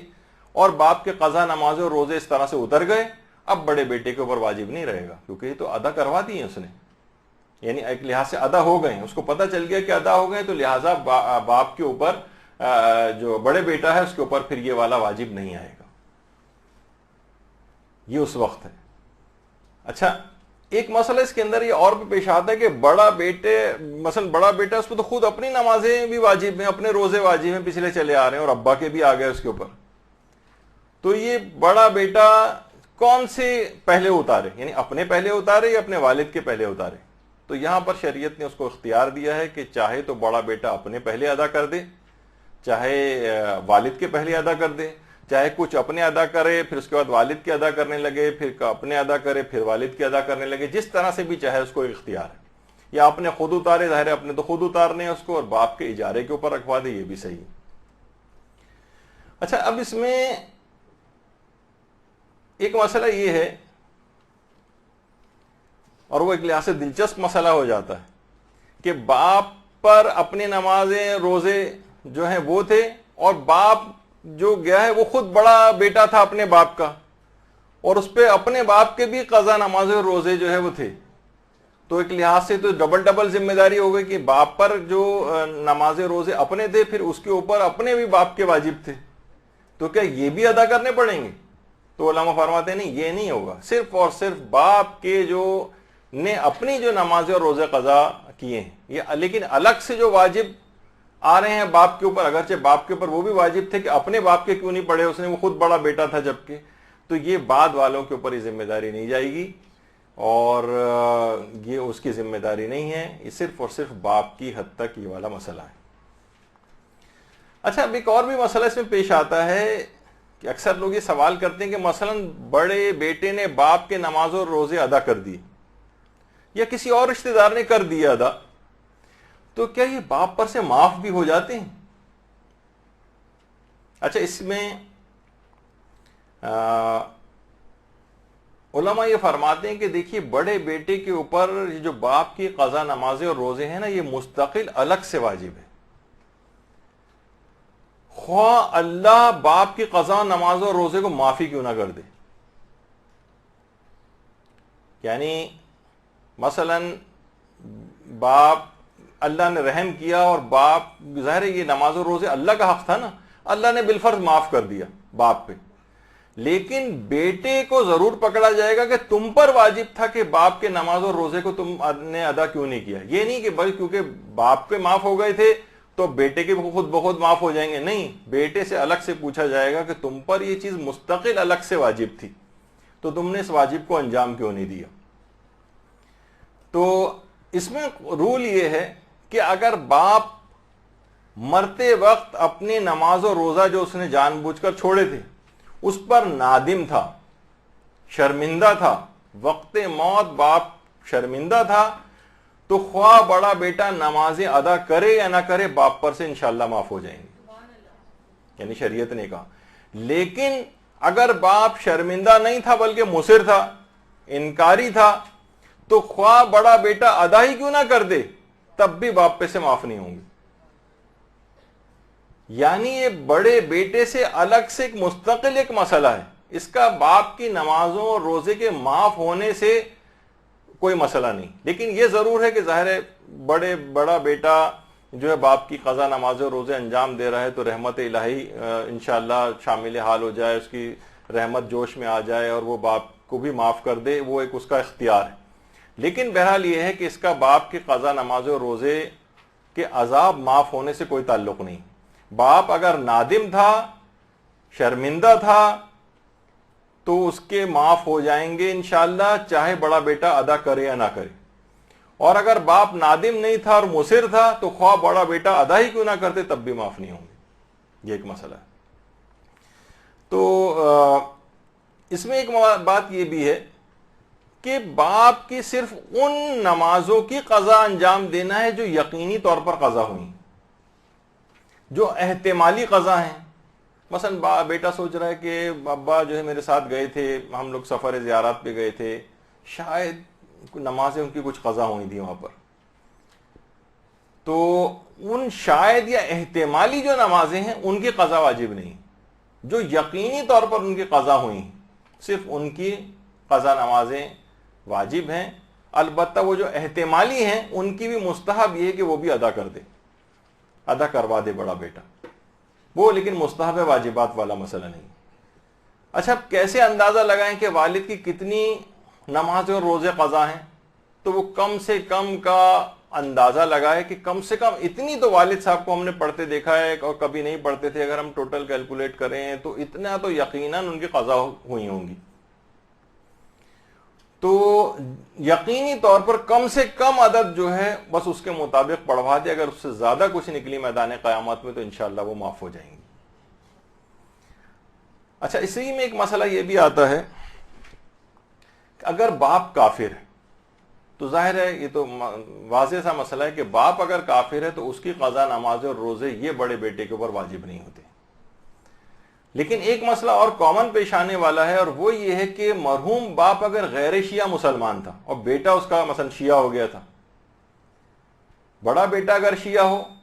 تو کیا اس پر والد کی قضا نماز اور روزے واجب ہوتے ہیں؟ باپ غیر شیعہ مسلمان اور بیٹا شیعہ، جو بڑا بیٹا ہے اس کا، اس بڑے بیٹے کے اوپر جو کہ شیعہ ہے اپنے غیر شیعہ مسلمان باپ کی قضا نماز اور روزے واجب نہیں ہوتے. یعنی پڑھوا دے تو ٹھیک ہے، اپنی مرضی ہے اس کی، لیکن بہرحال واجب اس کے اوپر نہیں ہے. کافر کے بھی نہیں ہے اور غیر شیعہ کے بھی نہیں ہے. اچھا، یہ بھی چیز کر سکتے ہیں اس کے اندر کہ ایک وقت میں بہت سارے افراد بھی مرحوم کی نماز و روزے کو تقسیم کر سکتے ہیں. مثلا کوئی کہے کہ بھئی فجر کی نماز جو ہے وہ میرے ذمے ہے، دوسرا کہے کہ ظہرین کی جو ہے وہ میرے ذمے ہے، تیسرے کو آپ کہہ دیں گے مغربین اس کے ذمے ہے، اور نماز آیات جو چوتھا ہے اس کے ذمے. مثلا اس طرح سے بھی تقسیم کی جا سکتی، کئی افراد مل کر بھی تقسیم کر سکتے ہیں. اکثر لوگ یہ کہتے ہیں کہ کیا کوئی ایسا طریقہ ہے کہ مرحوم کے کیونکہ قضا نمازیں اور روزے بہت زیادہ ہیں، مثلا اگر ہم پڑھوانے لگیں تو مثلا 70 سال کی نمازیں کتنی، بہت ٹائم لگ جائے گا، تو کوئی ایسا کوئی طریقہ ہے کہ ہم جلد ادائیگی اس کی کر دیں؟ تو جی ہاں، بعض اوقات یہ ہوتا ہے کہ اگر نمازیں اجارہ کے اوپر پڑھوائی جا رہی ہیں، روزے اجارے پر رکھوائے جا رہے ہیں کسی اور سے، تو بعض اوقات بہت سارے مدارس ایسے ہیں جو کہ خاص طور پر جو طالب علم جہاں پر رہتے ہیں، مثلا 30 طالب علم بھی اگر ہیں، اور عام طور پر زیادہ تر وہ، کیونکہ قوم کا ایک مزاج ہے کہ جو دینی طالب علم ہے اس کا مطلب ہے کہ وہ مستحق بھی ہوگا، وہ تو بیچارے ان کو ہر وقت پیسوں کی ضرورت بھی ہوتی، تو اگر 30 طالب علم بھی ہیں اور مثلا وہ 30 کے 30 کو اجارہ دے دیا جائے اور وہ سب لوگ ایک دن روزہ رکھ لیں، تو مرحوم کے 1 سال کے روزے ایک ہی دن میں ادا ہو جائیں گے، یعنی 1 مہینہ جو بنتا ہے. اور اسی طریقے سے اگر ان لوگوں نے مل کر 1 مہینے بھی روزے رکھ لیے اجارے پر، تو 30 سال کے روزے ادا ہو جائیں گے 1 مہینے کے اندر. اور اسی طریقے سے مثلا اگر وہ بعض اوقات یہ ہوتا ہے 1 سال کی جو نماز ہے 1 ماہ کے اندر اگر وہ پڑھ لیتے ہیں تو کتنی جلدی اس لحاظ سے، اور یہ تعداد زیادہ بھی ہو سکتی ہے. آپ نے 30 کسی جگہ پہ ہیں، کوئی کسی مدرسے میں اتنے ہیں، وہاں کے پرنسپل حضرات یا علماء وغیرہ سے بات کر لیں، اگر وہاں کے لوگ پڑھنے کو تیار ہیں تو بہت ہی جلد بھی ادا ہو سکتے ہیں. تو بہرحال یہ ایک طریقہ کار ہے اس کا جو کہ اس طرح سے کیا جا سکتا ہے. البتہ یہ ضرور ہے، دماغ میں آتا ہے کہ آخر کتنی جلدی والدین کے ادا کروا دینے چاہیے، یا بڑے بیٹا کتنی جلدی اپنے باپ کے ادا کروا دے. تو دیکھیے فوراً ادائیگی تو موت کے بعد ضروری نہیں، یعنی ایسا نہیں کہ واجب ہے کہ فوراً باپ ادھر انتقال ہو اور ادھر بہت جلدی ادا کروا دی جائیں. لیکن بہرحال احتیاط مستحب ہے، احوط و اولا ہے، بہت ہی مناسب ہے کہ جتنی بھی جلد ہو سکے اس کام کو انجام دے لیا جائے. اکثر علماء اس کی مثال دیتے ہیں کہ دیکھیے عام طور پر لوگ کیا کرتے ہیں، واجبات سے صرف نظر کرتے ہیں، مجلس کروا رہے ہیں، قرآن خوانی کروا رہے ہیں، یہ سب مستحبات ہیں جو اس تک پہنچ رہے ہیں. جیسے کوئی قیدی ہوتا ہے، اسے ہم جرمانہ دے کے قید سے آزاد نہیں کروا رہے بلکہ تحفے تحائف پہنچا رہے ہیں، تو کیا کرتے ہیں جیل والے وہ لے کے رکھتے رہیں گے. پاکستانی جیل کی بات نہیں کر رہا کہ وہ ختم ہو جائیں، عملہ ہی کھا لے، یا مثلا اسکول کی جو ٹیچرز ہیں وہ بچے کا جو لنچ باکس وغیرہ میں سے نکال کے کھا لیتے ہیں، وہ والا تو یہاں کا مسئلہ ہے. لیکن یہ کہ عام طور پر مثلا وہ اگر کوئی چیز کام کرتے ہیں کوئی وہاں پر اور کوئی اجرت ان کی ہوتی ہے تو وہ سیو کر کے سنبھال کے رکھی جاتی، جب یہ رہا ہوتے ہیں اس وقت ان کو دیے جاتی. تو ایک لحاظ سے وہ اپنے اس گناہ کے تحت وہاں پر عذاب میں گرفتار ہے، ایک لحاظ سے قید ہے. تو جتنے بھی مستحبات جا رہے ہیں وہ ایک لحاظ سے سٹور کر کے رکھے جا رہے ہیں کہ جب ہی ان کو قید سے رہائی ملے گی تو اس کا یقیناً اس کا وہاں پہ بھی کوئی کچھ نہ کچھ فائدہ ان کو مل رہا ہوگا. لیکن اصل جو چیزیں ہیں کہ ان کے واجبات اتارے جائیں. تو باپ کی قضا نماز و روزے جس قدر بھی جلد ممکن ہو کہ بہرحال یہ نہ اتار دینے چاہیے. اور اسی طریقے سے اگر ماں کی بھی کوئی شخص پڑھنا چاہ رہا ہے تو اسی وقت زیادہ اس کو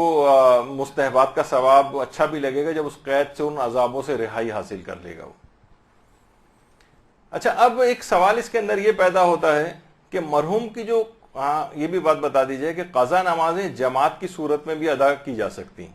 قضا نماز کو جماعت سے بھی پڑھا جا سکتا ہے، تو اجارے پر بھی نمازیں جماعت سے ادا ہو سکتی ہیں. تو بہت سارے دینی طالب علم وغیرہ وہ جماعت وغیرہ بھی کا انعقاد کر لیتے ہیں تاکہ جلد سے جلد، مثلا سوچتے ہیں کہ ایک دن میں ہم 12 دن کی جو ہے نمازیں، تو ان کے لیے بہرحال ایک روزگار کا بھی انتظام ہو جاتا ہے.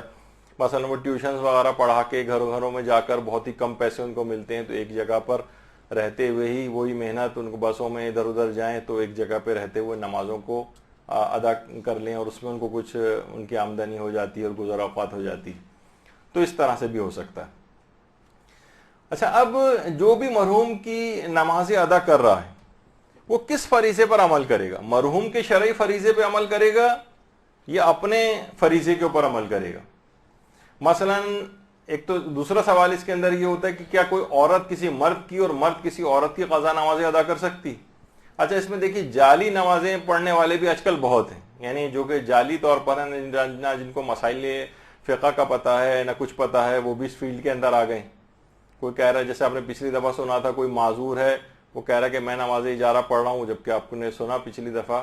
کہ وہ اپنی تو پڑھ سکتا ہے جو اپنی صحت یابی سے مایوس ہو، لیکن دوسرے کی نہیں پڑھ سکتا ہے. بہت سے اس قسم کے جاہل افراد کہتے پھر رہے ہوتے ہیں کہ بھائی مردوں کی جو ہے وہ نماز میں پڑھتا ہوں اور جو عورت کی اگر ہے تو وہ میری بیوی پڑھتی ہے مثلا. یعنی وہ سوچتے ہیں کہ شاید اس مسئلے کے اندر کوئی فرق ہے عورت اور مرد کا. نہیں، اس میں یہ ہے کہ اگر عورت ہے وہ مرد کی نماز پڑھ سکتی ہے، مرد عورت کی نماز پڑھ سکتا ہے، لیکن ہر کوئی اپنے فریضے پر عمل کرے گا. یعنی مرد اگر نماز پڑھ رہا ہے کسی عورت کی تو جب یہ بالجہر پڑھے گا مثلا فجر کی، مغرب اور عشاء کی، تو یہ اس کو پہلی 2 رکعات میں الحمد اور سورہ بلند آواز سے پڑھے گا، تو عورت والے فریضے پر عمل نہیں کرے گا۔ اسی طریقے سے عورت ہے وہ مرد کے فریضے پر عمل نہیں کرے گی، کیونکہ میں مرد کی پڑھ رہی ہوں تو پھر میں جو ہوں میں اس کے مطابق پڑھوں۔ یا مثلا جو اس کی حالت تھی، مثلا کوئی مریض تھا اور اس کا فریضہ واجبی یہ تھا کہ اس وقت وہ بیٹھ کے نماز پڑھے، کیونکہ وہ کھڑے ہو کے نماز پڑھ ہی نہیں سکتا تھا، تو کوئی شخص یہ نہیں کر سکتا کہ بھائی میں کیونکہ اس مریض کی نماز پڑھ رہا ہوں اور وہ والی نمازیں پڑھ رہا ہوں کہ جو اس نے حالت مرض میں جو اس سے مثلا قضا ہوئی تھی تو اس کا فریضہ تو بیٹھ کے نماز پڑھنا تھا، تو مجھے بھی اجازت مل جائے، تو ایسا نہیں۔ یعنی اس کو وہ جو نمازیں ہیں اپنے فریضے کے مطابق، ایک صحت مند شخص کے فریضے کے مطابق کھڑے ہو کر ہی پڑھنا ہے۔ یہ ایک اس کے اندر مسئلہ پیش آتا ہے۔ اچھا، اب ایک بات اس میں اور بیان کر دی جائے، وہ یہ ہے کہ کیا والد کے روزوں کے کفارے بھی ادا کرنے ضروری ہوتے ہیں؟ تو والد کے روزوں کے کفارے یہ بڑے بیٹے پر واجب نہیں ہوتے۔ نمازیں واجب ہیں، قضا روزے واجب ہیں، لیکن فی روزہ ہر روزے کے بدلے کیونکہ والد نے جان بوجھ کے چھوڑا تھا تو ایک روزے میں قضا رکھنا ہوتا ہے اور 60 روزے کفارے کے طور پہ رکھنا ہوتے ہیں، یا 60 مسکینوں کو کھانا کھلانا ہوتا ہے، تو نہیں، یہ چیزیں بڑے بیٹے کے اوپر واجب نہیں۔ یعنی والد کے روزوں کے کفارے جو ہیں یہ بڑے بیٹے پر واجب نہیں۔ یا والد نے مثلا یہ کیا تھا کہ والد صاحب خود ہی اجارے کی نمازیں پڑھتے تھے، اچھا اجارے کے پیسے لے کے انہوں نے استعمال کر لیا اور نمازیں پڑھی نہیں، اور اس کے بعد والد صاحب کا انتقال ہو گیا، وہ نمازیں باقی ہیں جو واجب تھیں والد کے اوپر، تو کیا یہ بھی بڑے بیٹے کو پڑھنا ہے؟ تو جواب ہے کہ جی نہیں، یہ اجارے کی نمازیں بھی والد کے اوپر اگر واجب ہو گئی تھی یہ بڑے بیٹے کو نہیں پڑھنا ہے، یعنی اس کے اوپر واجب نہیں۔ اچھا، اب یہ بھی ایک مسئلہ ہوتا ہے کہ کیا اس بات کی تحقیق کرنا ضروری ہے کہ والد کی جو قضا نمازیں اور روزے کچھ واجب تھے بھی یا نہیں تھے؟ مثلا والد صاحب پڑھتے تھے لیکن بہت دقت کرنی پڑے گی، تحقیق کرنی پڑے گی، ارے ان کی کچھ نمازیں رہ تو نہیں گئی ہیں، تو اس کا جواب یہ ہے کہ والد کی قضا نماز اور روزے کی تحقیق کرنا واجب نہیں، بس جتنا آپ کو یقینی طور پر علم ہے ان شرائط کے تحت جو بھی آپ نے سنی ہے 6، تو بس اتنی ہی نمازیں پڑھنا ہے، یعنی یہ تحقیق کرنا آپ کے لیے واجب نہیں۔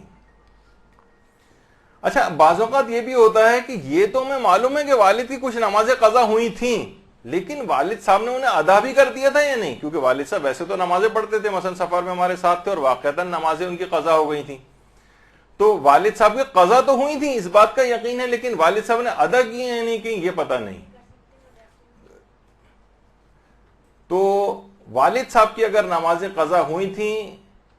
لیکن یہ پتہ نہ چلے کہ انہوں نے ادا کی تھیں یا نہیں، تو اس صورت میں علماء کا نظریہ یہ ہے، خاص طور پر آغا سیستانی وغیرہ فرماتے ہیں کہ احتیاط واجب یہ ہے کہ بڑا بیٹا ان نمازوں کی بھی قضا کرے گا، یعنی والد کی وہ نمازیں جس کے قضا ہونے کا تو یقین ہو لیکن یہ پتہ نہ ہو کہ انہوں نے ادا کی تھیں یا نہیں، احتیاط واجب ہے کہ ان کی بھی قضا کرو۔ اچھا، اب ایک مسئلہ لوگ یہ بھی آج کل بہت پوچھتے ہیں کہ بہت امکان ہے کہ والد صاحب کا شاید انتقال ہو گیا، جیسے والد صاحب وینٹیلیٹر پہ ہیں، بہت سے لوگ آ کے کہتے ہیں کہ والد صاحب کی برین ڈیتھ ہو چکی، ڈاکٹر حضرات کہہ رہے ہیں، تو کیا بس ان کی نمازیں روزے فوراً شروع کروا دیں؟ بہت سے لوگ ہوتے ہیں ذرا بہت ایکٹیو ہوتے ہیں کہ تو باپ کی جب تک موت عرفی کا یقین نہ ہو جائے، یعنی یقینی طور پر جس طریقے سے کہ بس اب یہ مر گئے ہیں، اب دفن وغیرہ کرنے کے لیے لے کے جانا ہے غسل کے لیے، یعنی جسے موت عرفی کہتے ہیں، جب تک اس کا یقین نہ ہو جائے تب تک ان کی قضا نمازیں اور روزے انجام نہیں دیے جا سکتے، خواہ ان کی برین ڈیتھ کا ڈاکٹرز کہہ رہے ہوں لیکن ویسے مشینوں کے اوپر جو ہے وہ چل رہے ہوں، آکسیجن بھی لگی ہوئی ہے اور جو مختلف چیزیں ان کے ساتھ لگی ہوئی ہیں اور وینٹیلیٹر لگا ہوا ہے، تب تک ان کی نمازیں اور روزے جو ہے یہ شروع نہیں کروائے جا سکتے، یقینی موت ہونی چاہیے۔ یعنی جو فیسلٹی ہے، کوئی شخص چاہے کہ اس کی نمازیں اور روزے دوسرے لوگ ادا کروا دیں تو اس فیسلٹی کو اویل کرنے کے لیے مرنا ضروری ہے اس کے لیے پہلے۔ جیسے کہ صاحب کہیں سن رہا تھا میں کسی جگہ، پیش امام صاحب اعلان کر رہے تھے کہ انشاءاللہ کل سے مسجد کا جو ملحق غسل خانہ ہے، میت خانہ، اس کا کل سے انشاءاللہ افتتاح ہو جائے گا، یعنی انشاءاللہ کے معنی کل کوئی صاحب ضرور مریں گے اور یہاں پر آئیں گے، تو اس طرح سے بھی بعض اوقات سننے میں آتا ہے۔ یا کسی قبرستان کا میں نے پڑھا تھا کہ نئے نئے قبرستان کے فلاں تاریخ سے فلاں تاریخ تک جو بھی مردے پہلے دفن ہونے کے لیے آئیں گے اسپیشل ڈسکاؤنٹ دیا جائے گا ان کو. تو اس طرح سے بھی ہوتے ہیں بہت سے لوگ. تو بہرحال یقینی طور پر پتہ ہونا چاہیے کہ انتقال ہو گیا ہے. لیکن اگر برین ڈیتھ اور یہ وینٹیلیٹر پہ ہونا یہ نہیں ہے کہ, اور جب چاہے ڈاکٹر حضرات یہی کیوں نہ کہہ رہے ہیں کہ 100% کہ بس یہ ہمارے اعتبار سے تو یہ مر ہی چکے ہیں, اب کوئی فائدہ نہیں ہے, لیکن جب تک موت عرفی نہ ہو جائے تب تک نماز روزہ نہیں شروع کروائی جا سکتی. اسی طریقے سے جو مرض موت میں قضا شدہ اس کی نمازیں ہوتی ہیں ان کی بھی قضا لازم نہیں ہے. جیسے کہ عام طور پر مریض اگر کوما وغیرہ میں تھا تو ان نمازوں کی قضا بڑے بیٹے کے اوپر واجب نہیں ہوتی. اچھا, اب یہ ہے مسئلہ کہ بڑا بیٹا یا تو خود ادا کرے گا یا کسی اور سے ادا کروائے گا, یا تو خود ادا کرے یا کسی اور سے ادا کروائے, یہ اس کی مرضی ہے. اور یہ بھی آپ کی خدمت میں بات بیان ہو گئی کہ اجارے کے لیے میراث سے پیسے نہیں لیے جا سکتے سوائے اس کے کہ وہ وصیت کر کے گیا ہو. باپ وصیت کر سکتا ہے, اور کسی کو اگر اعتراض نہ ہو تو نماز و روزے کے پیسے میراث سے لیے جا سکتے ہیں اگر کسی کو اعتراض نہ ہو. اگر اعتراض ہو گیا تو 1/3 میں سے لیے جائیں گے, اور پھر جو نماز و روزہ بچ جائیں گے وہ بڑے بیٹے کے اوپر آ جائے گا. اچھا, اب ایک مسئلہ یہ ہے کہ کیا باپ اپنی نماز و روزے کی ادائیگی کے پیسے نکال کر اپنی زندگی میں الگ کر سکتا ہے؟ دیکھیے, اس کے اندر لوگ کہیں گے بھائی میرا ہی پیسہ ہے, میں نکال کے الگ کر کے رکھ رہا ہوں کہ دیکھو یہ جو ہے نا یہ مرنے کے بعد اس سے میرا نماز و روزہ کروایا جائے. اس کے اندر ایک ٹیکنیکل مسئلہ یہ آتا ہے کہ یہ وصیت کر تو سکتا ہے ایسی, لیکن اگر کوئی ورثاء میں سے کوئی ایک بھی اس پہ تیار نہیں ہوا, اسے پتا ہے کہ بھائی جو جسمانی عبادات ہیں اس کے پیسے میراث میں سے نہیں لیے جا سکتے, تو بلا وجہ ہمارے پیسے کم ہو رہے ہیں, ابا کی تو 80 سال کی نمازیں اور پتہ چلا 10 لاکھ روپے تو اسی کے اندر نکل جائے گا, ہمیں ضرورت ہے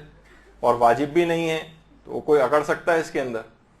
اور باپ نے اگر یہ نکال کے رکھ دیا تو کیا ہوگا, 1/3 کی حد تک تو وصیت پہ عمل ہوگا, باقی 2/3 میراث میں جائے گا. تو اس مسئلے کو کیسے حل کرے وہ, اور باپ کو پتا ہے کہ مرنے کے بعد میری اولاد گڑبڑ کرے گی اس کے اندر. اس وصیت کے مسئلے میں جو یہ پیچیدگی ہے اس سے بچنے کا ایک حل بھی ہے. یعنی باپ اگر اپنی زندگی میں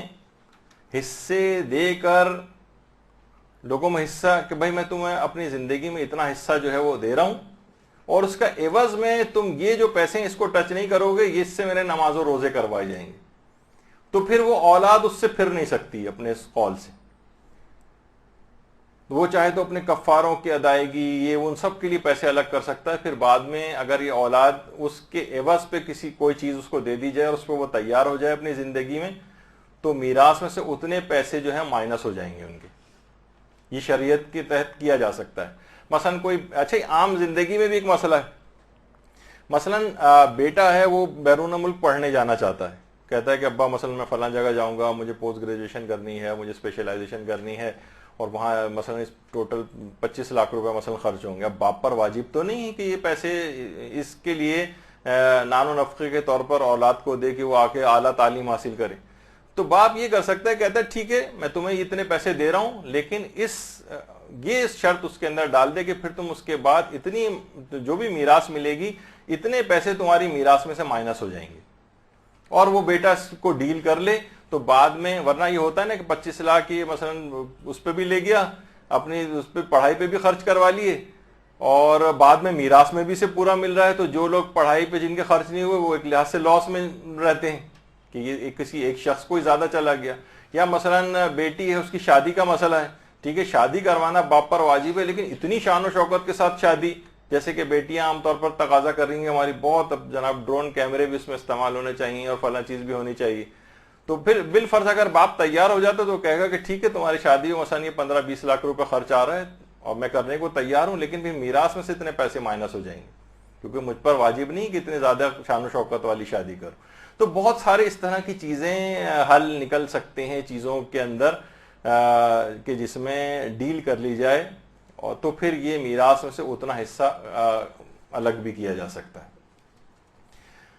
اچھا، اب ایک مسئلہ اس کے اندر یہ بھی آتا ہے کہ کیا اجارے پر پیسے دینے سے، بس ہم کسی مولانا صاحب کو، کسی دینی طالب علم کو جو بھی نماز اجارہ پڑھ رہا ہے، ہم نے اس کو پیسے دے دی تو کیا بس ادا ہو گئے؟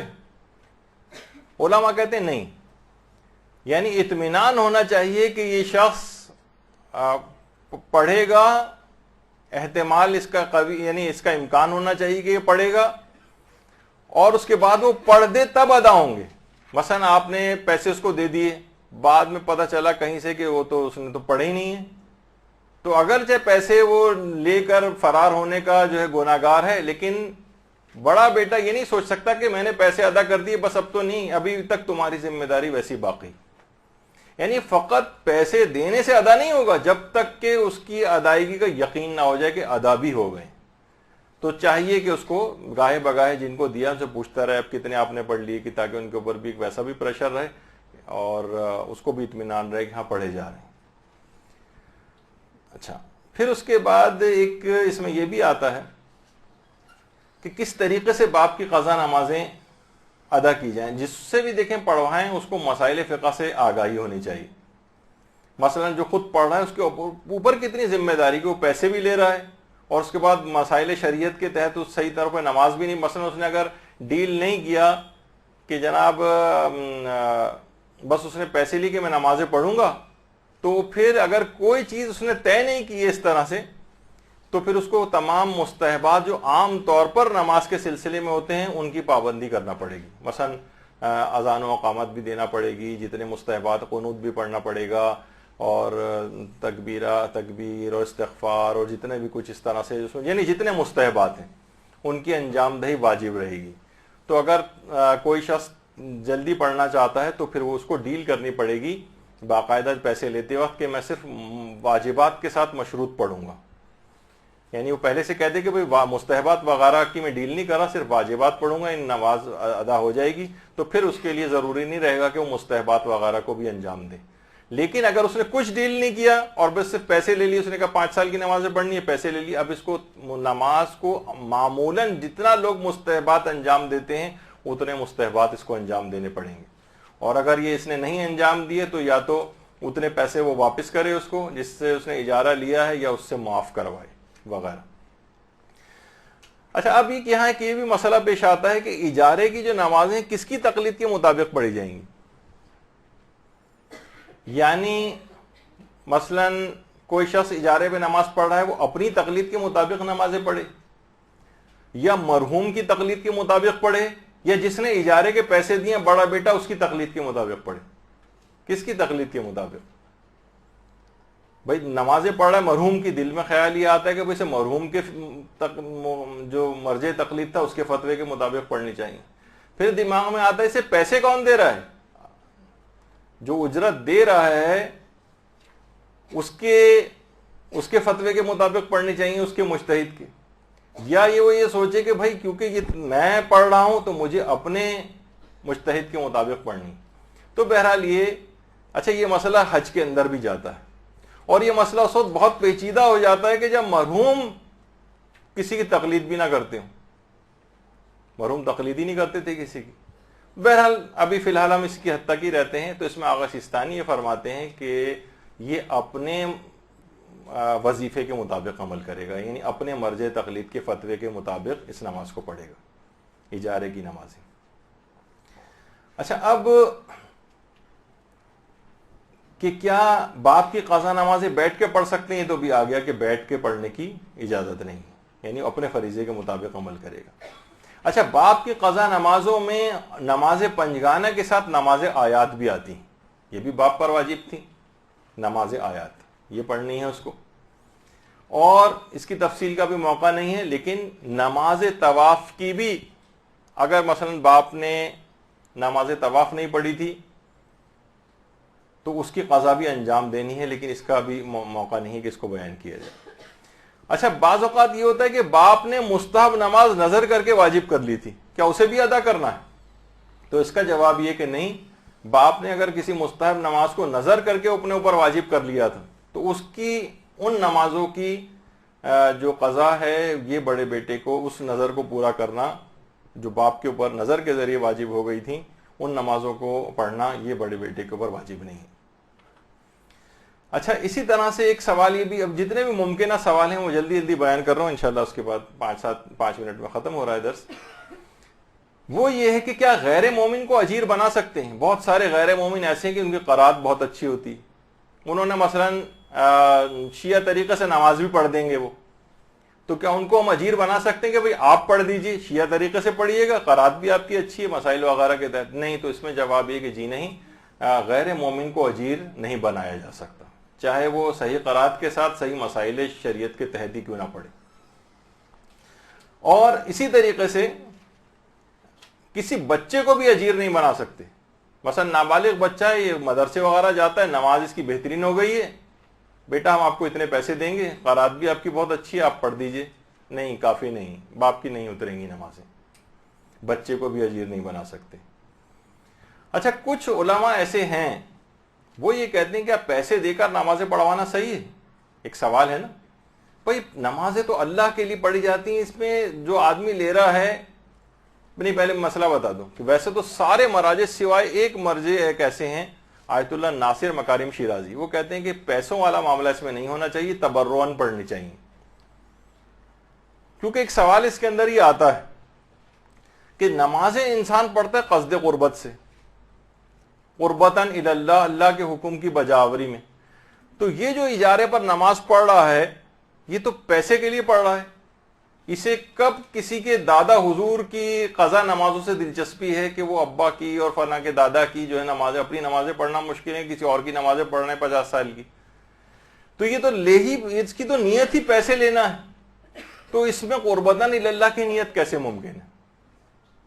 اس پہ بڑی ایک بحث ہے، باقاعدہ ایک اصول فقہ کی بحث ہے جس کو دائی علی دائی وغیرہ کہا جاتا ہے، دائی، دال الف عین چھوٹی ہے، کہ بعض اوقات بس اس میں ایک جملے میں کہوں اگرچہ بہت ہی مفصل ہے یہ، کہ مثلا اس سے یہ کہا جائے کہ بھائی آپ کو پیسے مل گئے نا، پیسے کے لیے اگر تم پڑھ رہے تھے نماز، اس کے اعتراض کا جواب یہ کہ اگر یہ پیسے کے لیے پڑھ رہا تھا تو اس سے کہا جائے پیسے تو تم مل گئے، اب کیا ضرورت ہے نماز پڑھنے کی، مت پڑھو، تو کہے گا نہیں، اللہ نے مجھ پر یہ واجب کیا ہے کیونکہ میں اجیر بن گیا ہوں تو لہٰذا میں اس نماز کو ادا کروں، تو اس میں نیت گھوم کر قربتاً الی اللہ کی طرف چلی جاتی ہے۔ تو بہرحال یہ اگرچہ اس کی بہت ہی میں نے بہت مختصر وقت میں، ورنہ 1.5-2 گھنٹے کا صرف یہی مسئلہ ہے کہ اس کی نیت وغیرہ جو ہے یہ دائی علی دائی وغیرہ کا مسئلہ وہ کیا ہوتا ہے۔ اچھا، اب ایک چیز اس میں اور کہ اجارے پر ایک بیچ میں ایسی مسئلہ آ گیا تو ذکر ہو جائے کہ نماز وحشت قبر بھی اجارے پر پڑھوائی جا سکتی۔ ویسے تو ہر شخص ایک مرحوم کی ایک پڑھ سکتا ہے، لیکن کچھ روایات وغیرہ میں بھی غالباً شاید اس کا تذکرہ آیا ہے کہ 40 کا کوئی عدد مکمل کیا جائے، اگرچہ وہ ثابت نہیں، لیکن پھر بھی اگر جتنے افراد بھی ظاہر پڑھیں نماز وحشت قبر، خود ان کو پڑھنے کا ثواب بہت ہے اور مرحوم کے لیے بھی بہت ثواب ہے، تو کوئی شخص یہ بھی کر سکتا ہے کہ وہ اجارے کے 40 مرحومین کو ان نماز وحشت قبر پڑھنے کے پہلے سے پیسے الگ کر کے اس طریقے سے الگ کر دے جو بھی آپ کے پہلے خدمت میں پیش ہوا، تو اجارے پر نماز وحشت قبر بھی پڑھوائی جا سکتی۔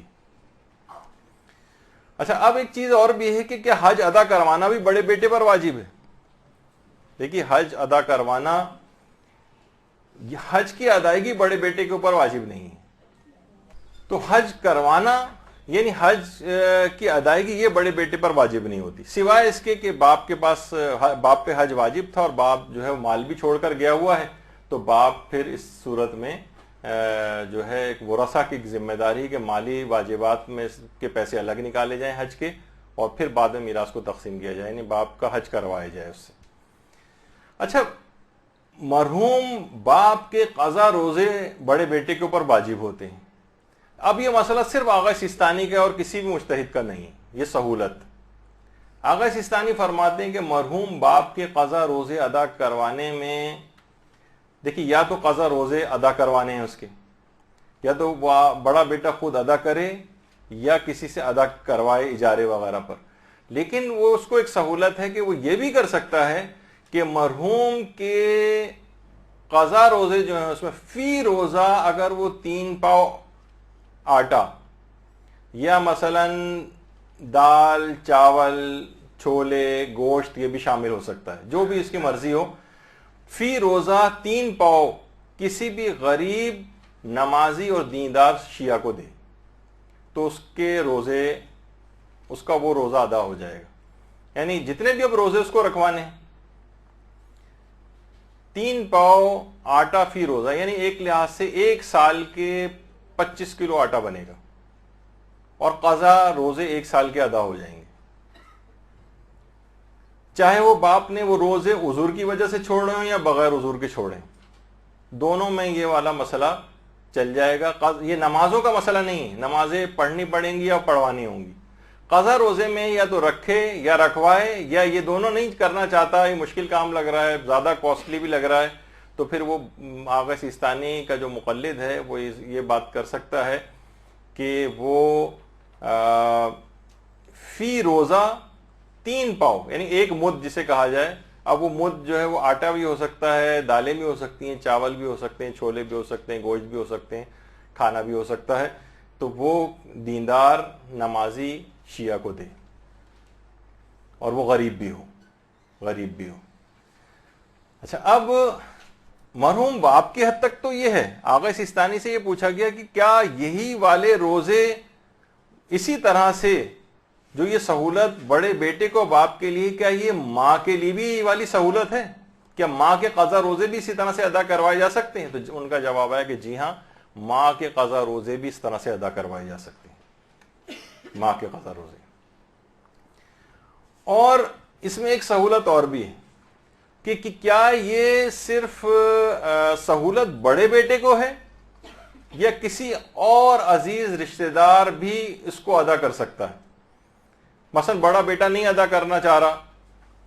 تو مرحوم کا کوئی بھائی کر لے، مرحوم کی بیوی کر لے، مرحوم کی کوئی بیٹی اس کی جگہ جو ہے اس کے روزے اس طرح سے آٹا وغیرہ دے کے ادا کروا دے. تو آغا سیستانی فرماتے کہ جی ہاں، اس کی بھی اجازت ہے. کوئی اور رشتہ دار بھی مرحوم کے قضا روزے اس طرح سے ادا کروا سکتا ہے. اچھا، یہ والا جو مسئلہ، بہت سے لوگ کہتے ہیں کہ یہ مسئلہ آغا سیستانی نے کہاں پہ لکھا ہے، حالانکہ یہ مسئلہ جو ہے وہ توضیح المسائل کے اندر بھی موجود ہے، اور یہ مسئلہ جو ہے منہاج الصالحین میں بھی ہے، اور المسائل المنتخبہ جو آغا سیستانی کی ہے اس کے اندر بھی یہ چیز موجود ہے، اور اس سہولت کا انہوں نے ذکر کیا. اچھا، بعض اوقات جو ہمارے غیر شیعہ مسلمان بھائی ہیں اس کے اوپر اعتراض کرتے ہیں کہ بھائی یہ کیا ہے، کہیں کبھی یہ مسئلہ سن لیتے ہیں تو کہتے ہیں کہ کیا اس طرح سے، کہاں سے بس آپ نے نا آٹا دے دیا اور جو ہے وہ ادا ہو گئے، یا پیسے جو ہے آپ نے اس طرح سے دے دیے اس اناج وغیرہ کے لیے، تو اس طرح سے یعنی مذاق اڑایا جاتا ہے. تو آپ واضح طور پر ان کو بتا سکتے ہیں کہ یہ نمازیں اور روزے دونوں کے لیے، جبکہ ہمارا یہ مسئلہ صرف روزوں کے لیے، ان کے یہاں نمازوں کا بھی یہ مسئلہ ہے اور روزوں کا بھی یہ مسئلہ ہے کہ مرحوم کی طرف سے قضا نمازیں اور روزے کے لیے اس طرح سے فدیہ ادا کیا جائے، پیسے دے کے، آٹا وغیرہ دے کے. یہ مسئلہ فقہ ان کے اپنے اندر بھی موجود ہے. تو بہرحال اگر کبھی کوئی پوچھے، کوئی اعتراض کی بات کرے، تو میں نے اس کے اندر بھی اس طرح سے آپ کی خدمت میں یہ چیز بیان کی. تو ہمارے برادران اہل سنت، ان کے ہاں بھی اس طرح سے چیز ادا ہو جاتی ہے. البتہ ان کے ہاں یہ والا فقہی مسئلہ بڑے بیٹے کے اوپر واجب ہونے والا نہیں، بڑے بیٹے کے اوپر واجب ہونے والا نہیں.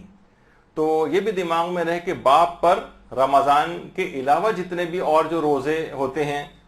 وہ واجب نہیں ہیں، مثلا نظر کے، قسم کے، عہد کے، کفارے کے، اجارے کے،